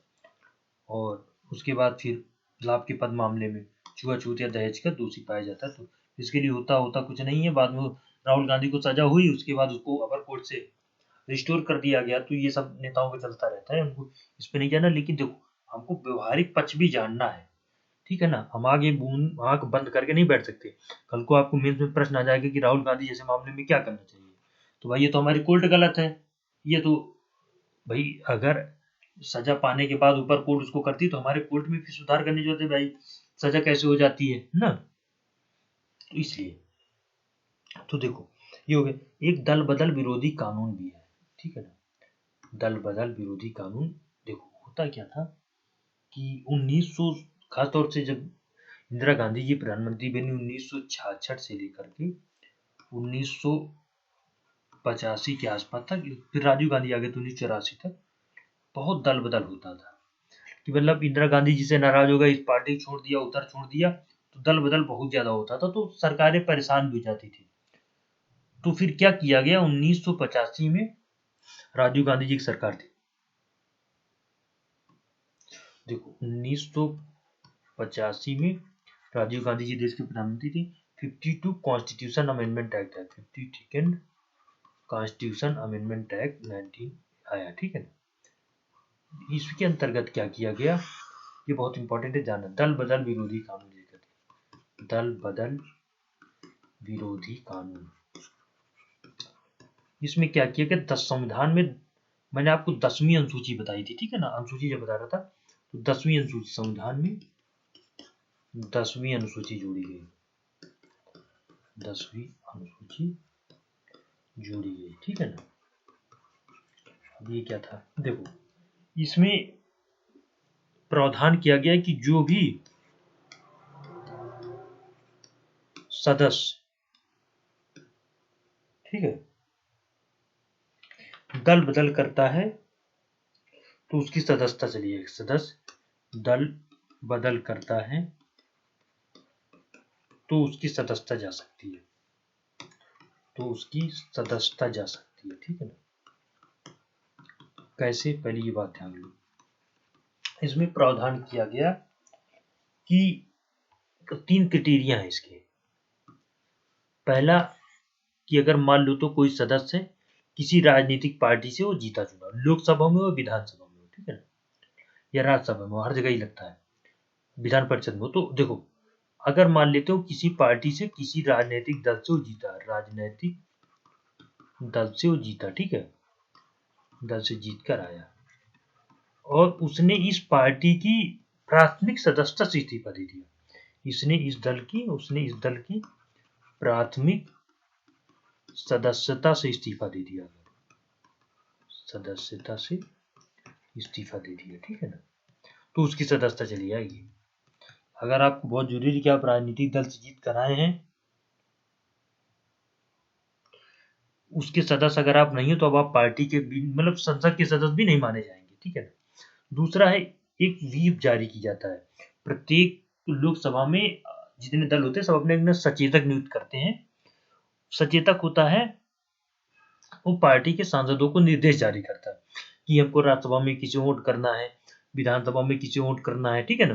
मतलब ऐसे चुनाव होते रहते हैं। तो अगर पार्टी निर्देशों का उल्लंघन करता है, कोई पार्टी के निर्देशों का उल्लंघन करता है कोई सांसद, कि मान लो आपकी पार्टी ने कहा कि वोट करना है, अपने कर दिया, निर्देशों का उल्लंघन करता है, ठीक है, क्रॉस वोटिंग कर दी, उल्लंघन करता है, ठीक है। पार्टी के विचारधारा के विपरीत जाता है या विपरीत नहीं जाता, मतलब इस पार्टी ने कहा यहाँ वोट करना, आपने दूसरे को कर दिया, तो जा सकती है, निर्देशों का उल्लंघन करता है, तो दूसरा कारण हो गया। तीसरा कारण होता है, कोई निर्दलीय सदस्य, मान लीजिए निर्दलीय सदस्य, ठीक है, निर्दलीय सदस्य कोई दल बना, कोई किसी दल में ज्वाइन हो जाता है, किसी दल में चला जाता, शामिल हो जाता है। एक बात यहाँ ध्यान रखना, मैं यह शामिल होना बात कह रहा हूँ, हो जाता है, ठीक है ना। अगर ये निर्दलीय अपना दल बना लेता है, भाई हमारे यहाँ तो क्या है, जो निर्दलीय हुआ एक पार्टी बना लेता है, उसको प्रधानमंत्री बनना है। तो निर्दलीय जो होता है, अगर ये अपनी दल बना लेता है तो सदस्यता नहीं जाएगी। ये भी हास्यास्पद ही है एक तरह का, कि अगर हम निर्दलीय हैं और हमने दल बना लिया तो हमारी सदस्यता नहीं जा रही है, और हम अगर किसी दूसरे दल में शामिल हो गए सदस्यता चली जा रही है। तो इसके एक तरीके से ये मतलब डिमेरिट है। कई बार आलोचना में आप इस शब्द को लिख सकते हो, हम निर्दलीय जीत कर आए, हमने तो ये कहा था कोई दल पे नहीं है, और फिर हमारी महत्वाकांक्षी जगी, हमने दल ही बना डाला, तो हमारी सत्ता चली जानी चाहिए लेकिन नहीं जाती, ठीक है। और इसके बाद एक और देखना नमूना, अगर कोई मान लीजिए कि नाम निर्देशित सदस्य है या मनोनीत सदस्य थे, ठीक है ना, इसको मनोनीत सदस्य कहते हैं, जैसे राज्यसभा में 12 होते। मनोनीत सदस्य अगर 6 महीने के बाद, ध्यान रखना, 6 महीने के बाद किसी दल में शामिल हो जाता है, दल में शामिल हो जाता है, तो सदस्यता चली जाएगी, तो सदस्यता चली जाएगी, ठीक है। अब बताओ ये कितनी हास्यास्पद बात है कि आपने 6 महीने के बाद कहा है, 6 महीने तक तो किसी न किसी दल में अगर शामिल हो लेता है तो उसकी सदस्यता नहीं जाती है। तो इस तरीके से ये जो 2-3 प्रावधान है ना, पहली बात वो राजनीति दल की जाए तो ठीक है, पार्टी नेतृत्व उल्लंघन करता तो भी ठीक है, लेकिन निर्दलीय सदस्य जो किसी दल में शामिल हो जाता है तो उसकी सदस्यता नहीं जाएगी, चली जाएगी, लेकिन अगर वो अपना दल बना लेता है तो नहीं जाती है। मनोनीत सदस्य 6 महीने के बाद अगर किसी दल में शामिल होता है तो सदस्यता नहीं जाती, ठीक है।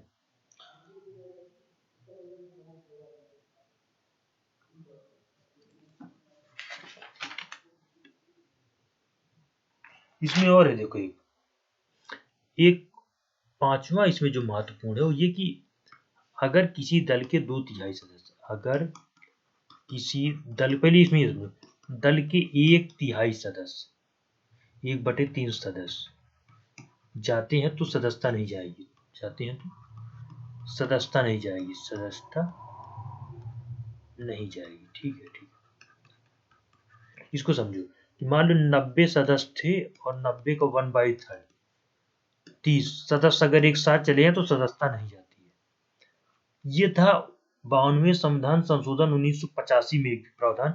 फिर इसको 2003 में 91 कॉन्स्टिट्यूशन अमेंडमेंट एक्ट के द्वारा बदला गया, के द्वारा किया गया, बदल दिया गया।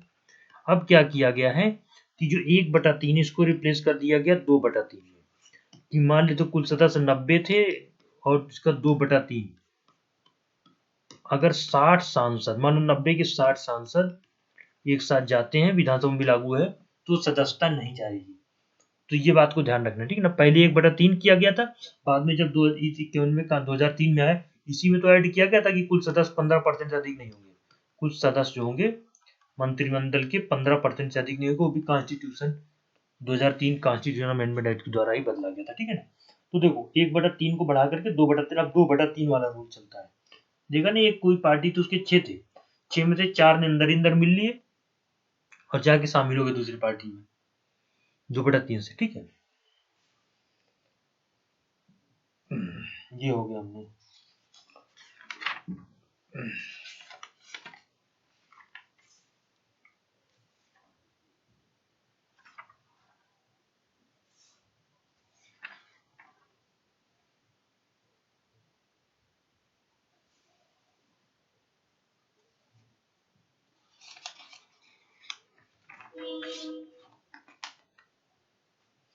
ठीक है, तो ये बात हमने आपको पूरी तरीके से बता दी।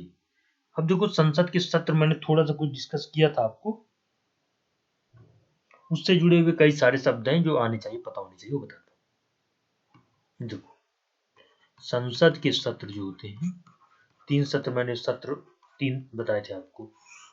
एक होता है शीतकालीन सत्र, मानसून सत्र और बजट सत्र, ठीक है ना। बजट सत्र, पहला बजट से चलते। बजट सत्र जो होता है ये फरवरी से लेकर के मई तक रहता है, ठीक है ना। फरवरी से कोई डेट नहीं होता, यही इसी महीने में वो शुरू होगा 1 फरवरी से, और शायद उसके पहले ही खत्म हो जाता है। उसके बाद ग्रीष्मकालीन सत्र आता है जून जुलाई से सितंबर, ठीक है ना। ग्रीष्मकालीन सत्र, ग्रीष्मकालीन क्या है, ग्रीष्मकालीन सत्र,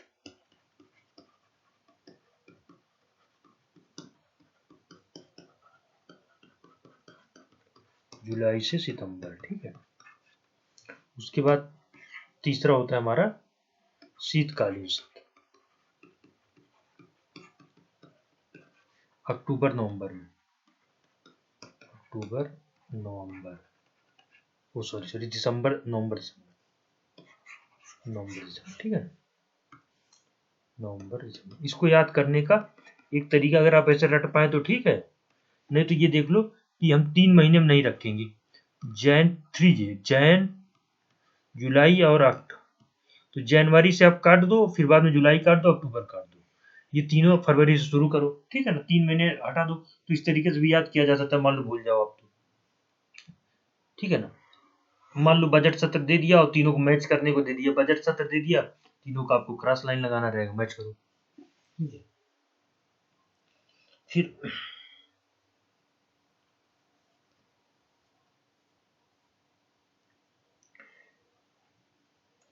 फिर होता है ना कि शेष सत्र ये होगा, अब सदन का सत्र आहूत कराना, कुछ शब्द होते हैं, इसका सत्र आहूत कराना, सत्र आहूत कराना मतलब बैठक कराना, आहूत कराना, तो इसको राष्ट्रपति करता है, ठीक है, समझ लो। राष्ट्रपति मतलब लोकसभा का सदस्य कब से आहूत होगा, राष्ट्रपति, ठीक है,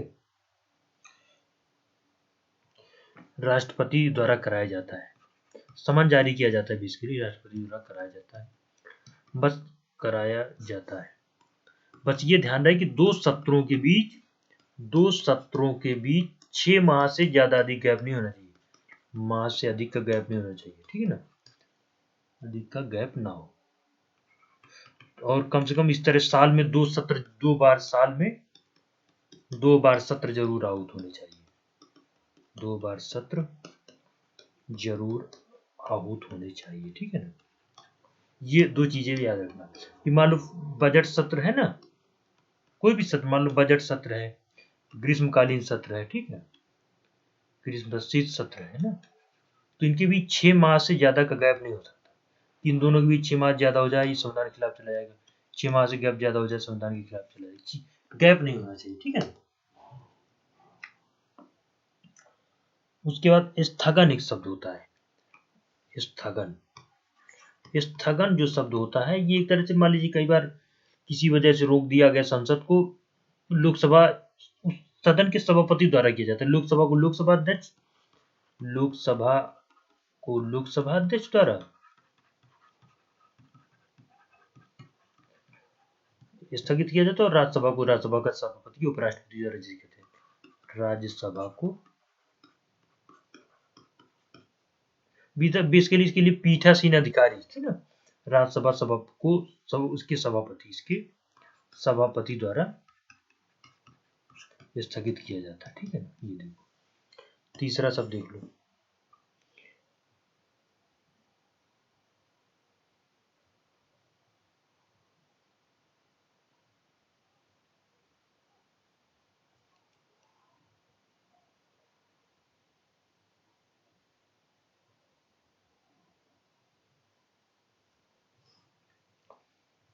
दिन का एक बैठक का टाइम होता है, सुबह 11 से लेकर के 1 बजे तक, और फिर 2 बजे से लेकर के 6 बजे तक, ये इनका टाइम होता है। शायद लोकसभा में राज्यसभा में थोड़ा सा चेंज किया गया, तो समझ लेना ये इनका कार्यकाल 11 to 1 PM, ठीक है ना, फिर 2 से 4 घंटे इधर है और ये 2 घंटे इधर है, तो ये इनका समय होता है कार्यकाल, ठीक है ना, बीच में लंच होता है, ये यहाँ पे ये लंच हुआ करता है, ठीक है ना।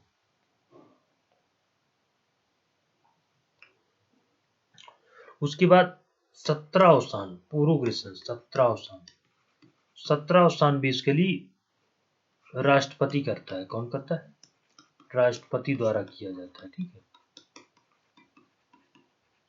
पूरे सत्र का ही अवसान कर दिया जाता है, ठीक है। उसके बाद लोकसभा का भंग होना, ये भी राष्ट्रपति द्वारा किया था, ये मैंने राष्ट्रपति में बताया था आपको, राष्ट्रपति द्वारा किया जाता है, ठीक है, ये ध्यान रखो।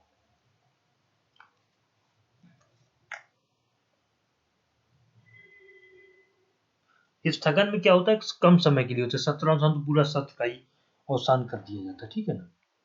अब हम थोड़ा सा एक बात करें, दो शब्द हमने आज चर्चा की है, एक स्थगन की और एक सत्रावसान की, ठीक है ना। तो इनसे विधेयकों पर असर क्या पड़ता है, ये एक बार 2016 में यूपीएससी में एक प्रश्न आया था कि कोई विधेयक है वो लोकसभा में है, ठीक है, लोकसभा भंग हो गई तो क्या प्रभाव पड़ेगा, ठीक है, या इस तरीके करके एक बार एक प्रश्न आया था। तो सत्रावसान का देखिए, स्थगन का तो सदन में कोई, ये बात ध्यान रखो, स्थगित अगर होती तो किसी विधेयक पर कोई प्रभाव नहीं पड़ता। जब भी ये स्थगन खत्म होगा, विधेयक पूरी तरह से जीत पीछे, मतलब प्रश्न आया था कि स्थगन या सत्रावसान का, स्थगन व सत्रावसान का विधेयकों पर प्रभाव क्या पड़ता है, विधेयकों पर प्रभाव क्या पड़ता है, विधेयकों पर प्रभाव। तो ध्यान से देखना, अगर स्थगन शब्द लेकर रहेगा तो स्थगन से कोई प्रभाव नहीं पड़ता, स्थगन से कोई प्रभाव नहीं पड़ता, ठीक है ना, प्रभाव नहीं पड़ता, ध्यान रखना पड़ेगा तो। लेकिन सत्रावसान से प्रभाव पड़ता है, सत्रावसान से विधेयकों पर प्रभाव पड़ता है, यह ध्यान, सत्रावसान से विधेयकों पर प्रभाव पड़ता है, विधेयकों पर प्रभाव पड़ता है, ठीक। किस तरीके का प्रभाव पड़ता है, ध्यान से देखो।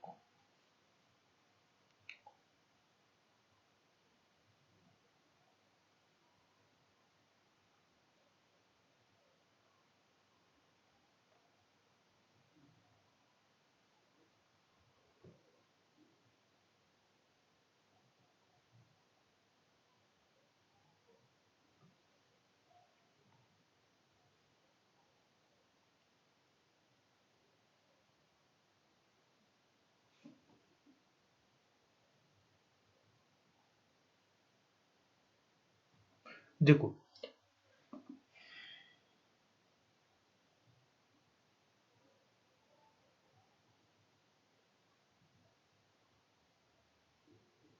देखो इसमें क्या प्रॉब्लम होता है, जो बचे हुए काम है ना, उनको बचे हुए काम को एक नोटिस द्वारा लाया जाता है, एक नोटिस द्वारा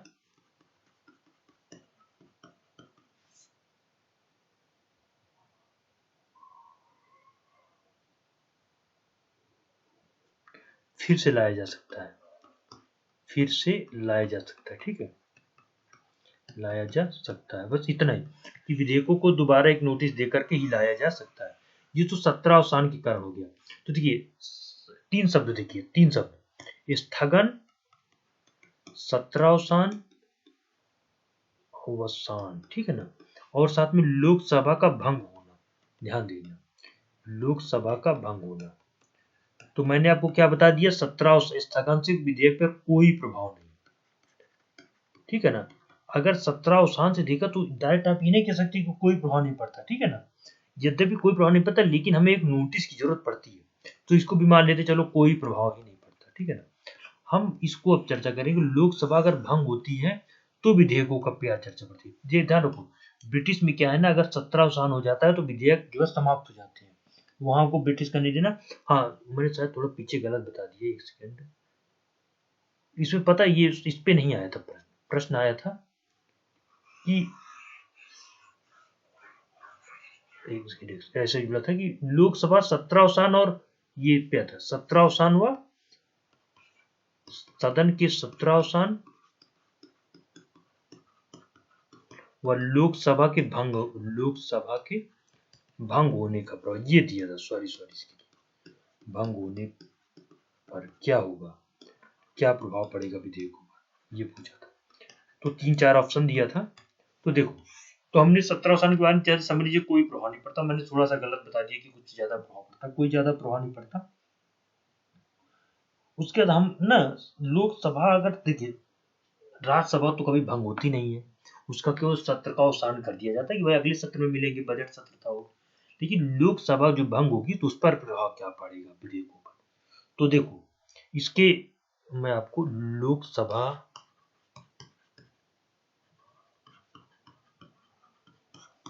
के भंग होने से विधेयकों पर प्रभाव, ये ध्यान से देख लेना इसको, विधेयकों पर प्रभाव। तो देखो पहला पॉइंट याद रखना इसमें,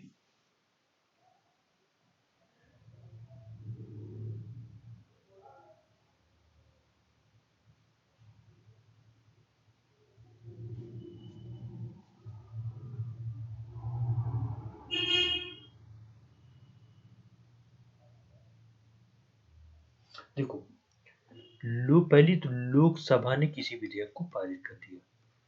लोकसभा से पारित विधेयक, ठीक है, किंतु राज्यसभा में लांबित याद रखो, लांबित विधेयक समाप्त हो जाता है। मतलब कहने का ये कि जैसे हमारी ये लोकसभा से होता है, ठीक है, मान लिया 18वीं लोकसभा थी, इसने कोई विधेयक को पारित कर दिया, ठीक है, अब ये राज्यसभा में गया, इसी बीच क्या होगी, लोकसभा भंग हो गई। तो जब ये 18वीं, ये राज्यसभा है, ये लोकसभा है, लोकसभा ने इसको विधेयक को पारित कर दिया, राज्यसभा में गया, लोकसभा भंग हो गई, मान लीजिए चुनाव आ जाए, खत्म हो जाएगा, तो क्या होगा, जो नई लोकसभा आएगी ना, तो जैसे ये विधेयक भंग हो गया तो राज्यसभा में जाएगी, तो विधेयक समाप्त हो जाता है। लोकसभा भंग हो गई मतलब विधेयक लोकसभा से पारित होकर गया है और विधेयक समाप्त हो गई तो भंग हो जाएगा। पहले समझ लो, फिर मैं इसका कुछ शॉर्टकट भी आपको बताऊंगा, ठीक है ना, कि लोकसभा ने आकर विधेयक को पारित कर दिया, किंतु राज्यसभा में है तो विधेयक जो है समाप्त हो जाएगा, ठीक है ना, लोकसभा के भंग होने से, ये ध्यान देना, पहला ये प्रोसेस। दूसरा हमारा क्या है, इसमें देखो दूसरा क्या है कि यदि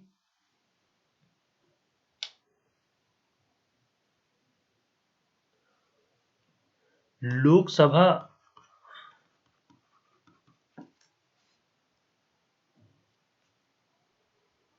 ने पारित नहीं किया, ध्यान दो, लोकसभा ने पारित नहीं किया लेकिन राज्यसभा ने पारित कर दिया, राज्यसभा ने पारित कर दिया, तो विधेयक भंग नहीं होगा, ठीक है ना। मान लो जैसे राज्यसभा ने पारित कर दिया कोई विधेयक को, अभी ये राज्यसभा ने पारित किया और लोकसभा में जा रही रहा था कि लोकसभा भंग हो गई, तो नई जो लोकसभा आएगी वो फिर इसको देखेगी, विधेयक क्या होगा, विधेयक भंग नहीं होगा, विधेयक समाप्त नहीं होगा। इसके लिए आप लोकसभा के भंग होने के बाद जब नई सभा आएगी तो इस विधेयक को देखेगी, वो मतलब विधेयक समाप्त नहीं होगा, ध्यान देना, समाप्त नहीं होगा। तीसरा देखो, तीसरा है कि यदि कोई विधेयक है जो मान लीजिए दोनों गतिरोध के कारण रुका हुआ है, गतिरोध के कारण पारित नहीं हो पा रहा है, गतिरोध के कारण किसी भी चाहे तो लोकसभा चाहे तो राज्यसभा, क्या ना पारित नहीं हो पा रहा है, ठीक है ना, पारित नहीं हो पा रहा है, और ये संविधान मतलब संयुक्त बैठक के लिए ये स्वीकार कर लिया गया, ठीक है ना, तो समाप्त नहीं होगा, लिया गया है तो विधेयक समाप्त नहीं होगा, ध्यान रखना, विधेयक समाप्त मतलब कोई विधेयक है जिसमें मैंने डेडलॉक बताया था कि कई बार हो जाता है कि राज्यसभा पारित नहीं करती है, लोकसभा पारित नहीं करती है, ठीक है ना, तो डेडलॉक हो गया, तो जो है विधेयक समाप्त नहीं होगा, ठीक है। चौथा पॉइंट देखना कि दोनों सदनों ने पारित कर दिया और राष्ट्र पारित कर दिया और राष्ट्रपति के पास साइन के लिए गया, इधर लोकसभा भंग हो गई, राष्ट्रपति के पास हस्ताक्षर के लिए गया है और लोकसभा भंग हो जाती तो भी समाप्त नहीं होगा, ध्यान रखना, ठीक है। पांचवा देखो,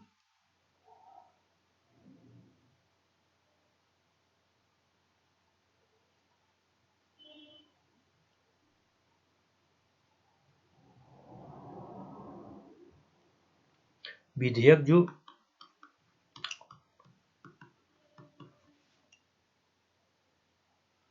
राष्ट्रपति ने पुनर्विचार के लिए लौटाया,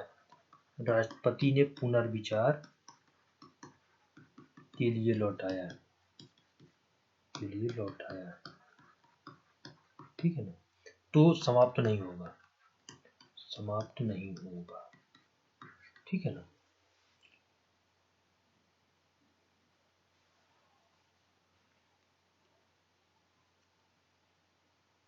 एक और होता है, 5 का 6 देखो, 6 देखना कि लोकसभा में विचाराधीन, लोकसभा में लंबित है लेकिन राज्यसभा ने पारित नहीं किया, लेकिन राज्यसभा ने पारित नहीं किया, देखना राज्यसभा ने पारित नहीं किया, पारित नहीं किया तो विधेयक समाप्त हो जाएगा, विधेयक समाप्त हो जाएगा, समाप्त हो जाएगा, समझ रहे हो,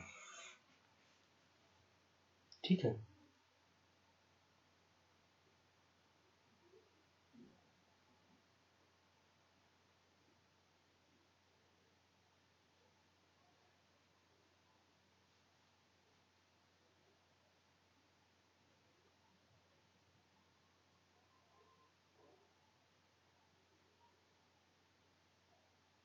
ठीक है,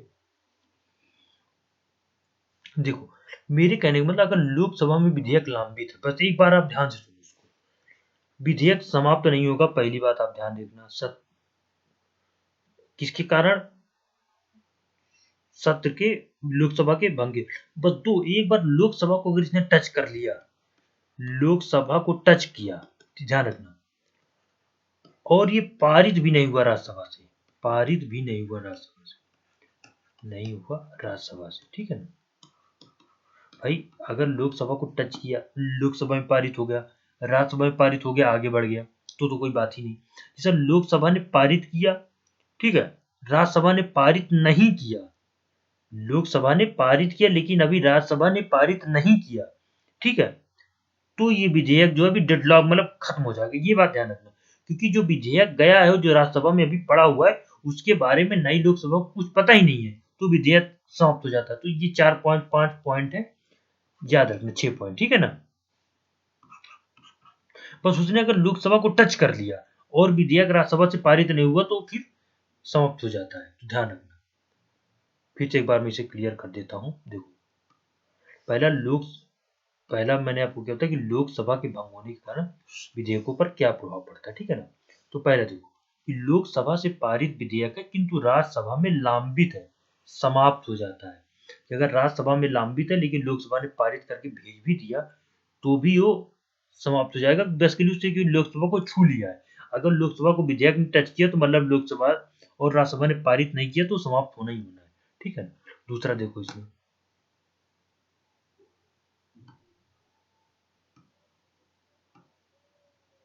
लोकसभा ने पारित नहीं किया लेकिन राज्यसभा ने पारित कर दिया, ठीक है ना।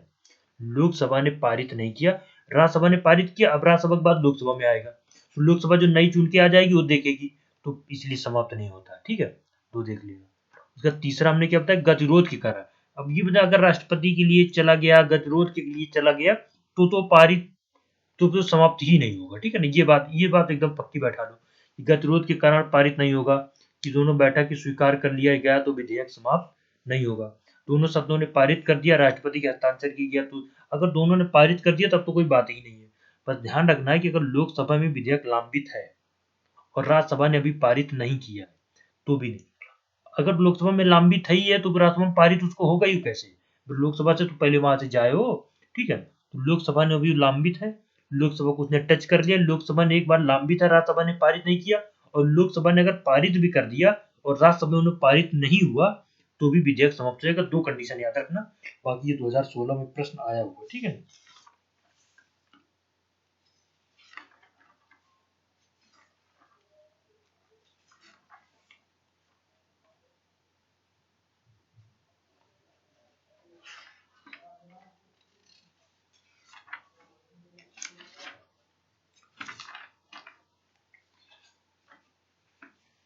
अब देखो ये तो हो गया, ये बहुत महत्वपूर्ण था, ठीक है ना।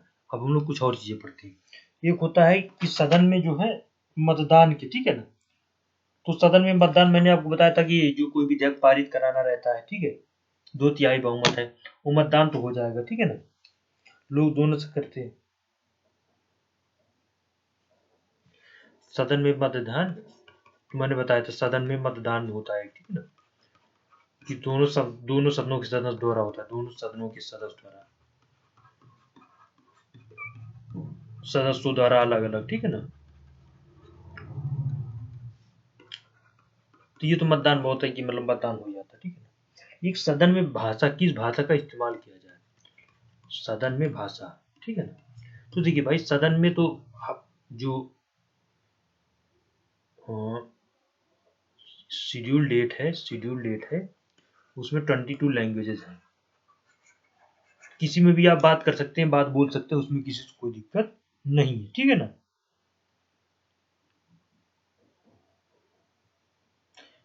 लेकिन किया क्या गया कि हिंदी व अंग्रेजी को ज्यादा वरीयता दी गई, हिंदी व अंग्रेजी सदन की भाषा घोषित की गई है, क्योंकि अधिकतर लोग इन्हीं दोनों भाषाओं का इस्तेमाल करते हैं, सदन की भाषा कही जाती है, ठीक है ना। और ऐसा नहीं आप कन्नड़ बोलेंगे तो तुम वहां से रिसीवर लगा होता है कि अगर मान ली कोई कन्नड़ में बोल रहा है तो मेरे कान में मैं जिस भाषा का लगाऊंगा वही मुझे सुनाई देगा, ठीक है। उसके बाद फिर ठीक है, अंग्रेजी भाषा को बेसिकली 15 वर्षों के लिए किया गया था, वर्षों के लिए अंग्रेजी के लिए किया गया था, फिर आदत ही पड़ गई सबकी के लिए किया गया था, ठीक है ना। किया गया था 1950 से 65 तक, ठीक है। तो ये है, फिर बाद में अंग्रेजी बढ़ती चली गई, इसकी जगह ले लिया हिंदी, ठीक है। एक होता है लिम्डक सत्र, लिम्डक होता है कि दोबारा जो चुन के नहीं आएंगे, दोबारा जो चुनकर नहीं आएंगे, ठीक है ना, नहीं आएंगे, उन्हें आएंगे, इन्हें लिम्डक सत्र भी बोल देते हैं, लिम्डक सांसद भी बोल देते हैं, ठीक है।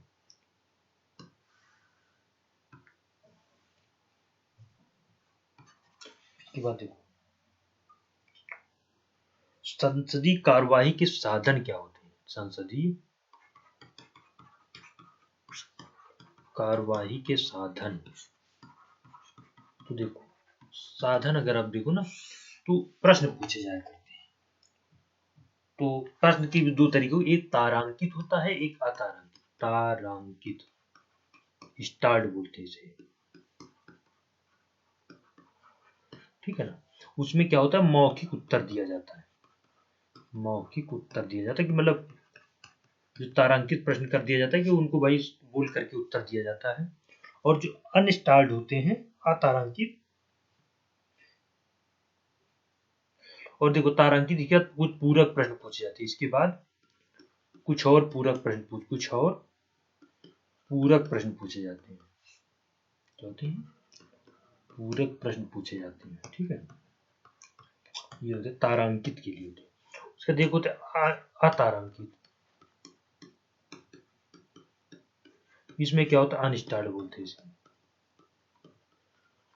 इसमें लिखित उत्तर दिया जाता है, लिखित उत्तर दिया जाता है, ठीक है ना। ये हो गया।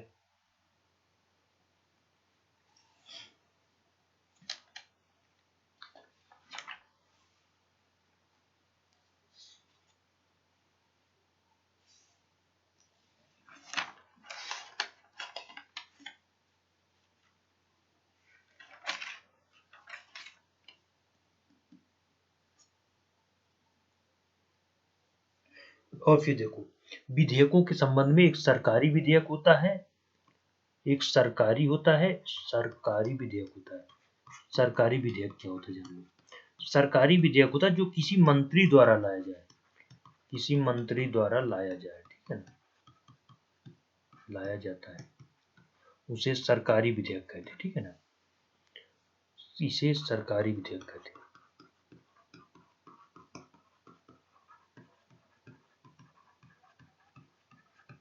ठीक है ना।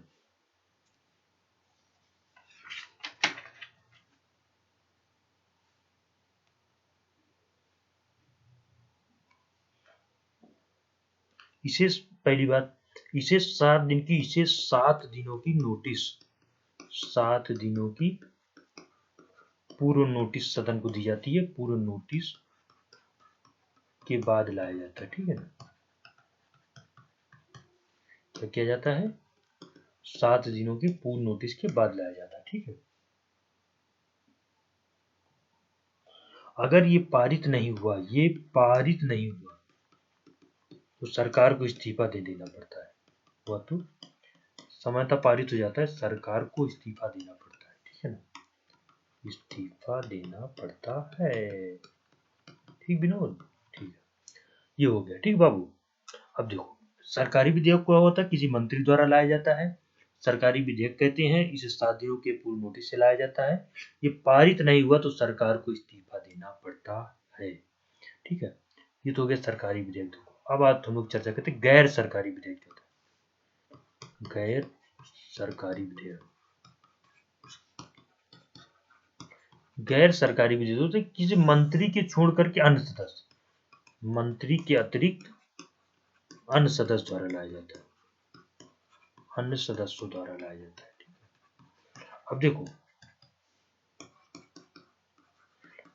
ये सदस्य जरूरी नहीं कि सत्ता पक्ष का हो या विपक्ष का हो, सत्ता पक्ष या विपक्ष कोई भी सदस्य हो सकता है। सत्ता पक्ष का सांसद, जैसे मान लो बीजेपी का है, अब बीजेपी का सरकार है लेकिन बीजेपी का मंत्री अगर कोई सरकारी विधेयक, कोई विधेयक लेके आ जाएगा तो उसे गैर सरकारी विधेयक कहेंगे। ठीक है ना, सत्ता पक्ष का या विपक्ष का कोई भी सदस्य, विपक्ष का कोई भी सदस्य जो मंत्री नहीं है, सदस्य जो मंत्री नहीं है, लाए गए विधेयक को, ऐसे विधेयक लाता है, लाए गए विधेयक को क्या कहते हैं, गैर सरकारी विधेयक कहते हैं।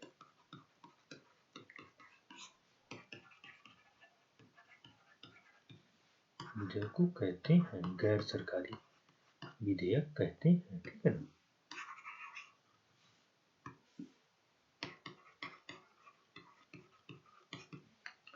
गैर सरकारी विधेयक हो गया। ठीक है ना, ये अगर पारित नहीं भी होता है तो कोई दिक्कत नहीं है, इसमें कोई सरकार गिरने का खतरा नहीं रहता। ठीक है ना,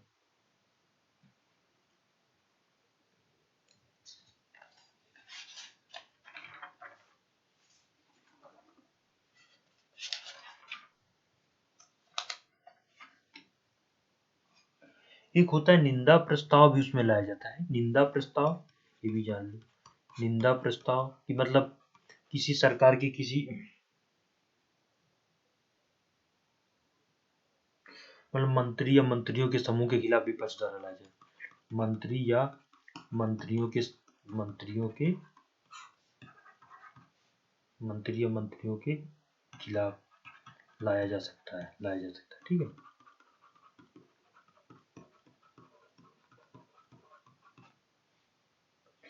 इसको स्वीकारने का कारण बताता हूं, इसे लाने का कारण बताना होगा कि क्यों ला रहे हो, लाने का कारण बताना होगा कि भाई हम इस सरकार की इस नीति के खिलाफ है ये। ठीक है ना, ये बेसिकली निंदा होता है, अगर ये पारित हो या ना हो सरकार पर कोई प्रभाव नहीं पड़ता, सरकार पर इसका कोई प्रभाव नहीं पड़ता।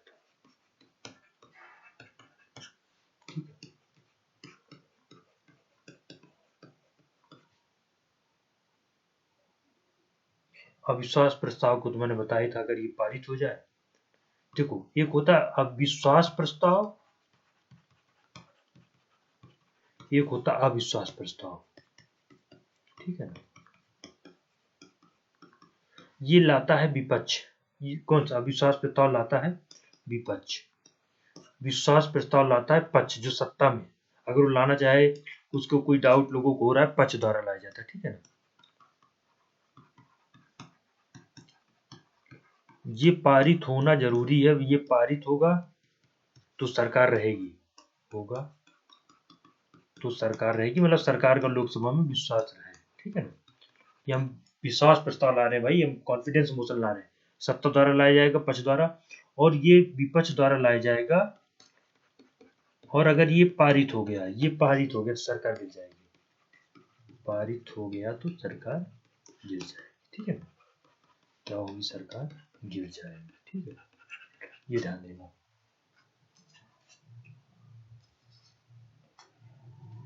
ये जो महत्वपूर्ण थे ये मैंने आपको बता दिए। ठीक है ना, अब हम लोग क्या करेंगे ना, अब विधेयकों की जो कार्यवाही होती है संसद में, पूरी विधायी प्रक्रिया को समझेंगे अगले वीडियो में, क्योंकि ये लगभग 1.5 घंटे से ज्यादा का वीडियो हो गया है, भाई बोलते बोलते थक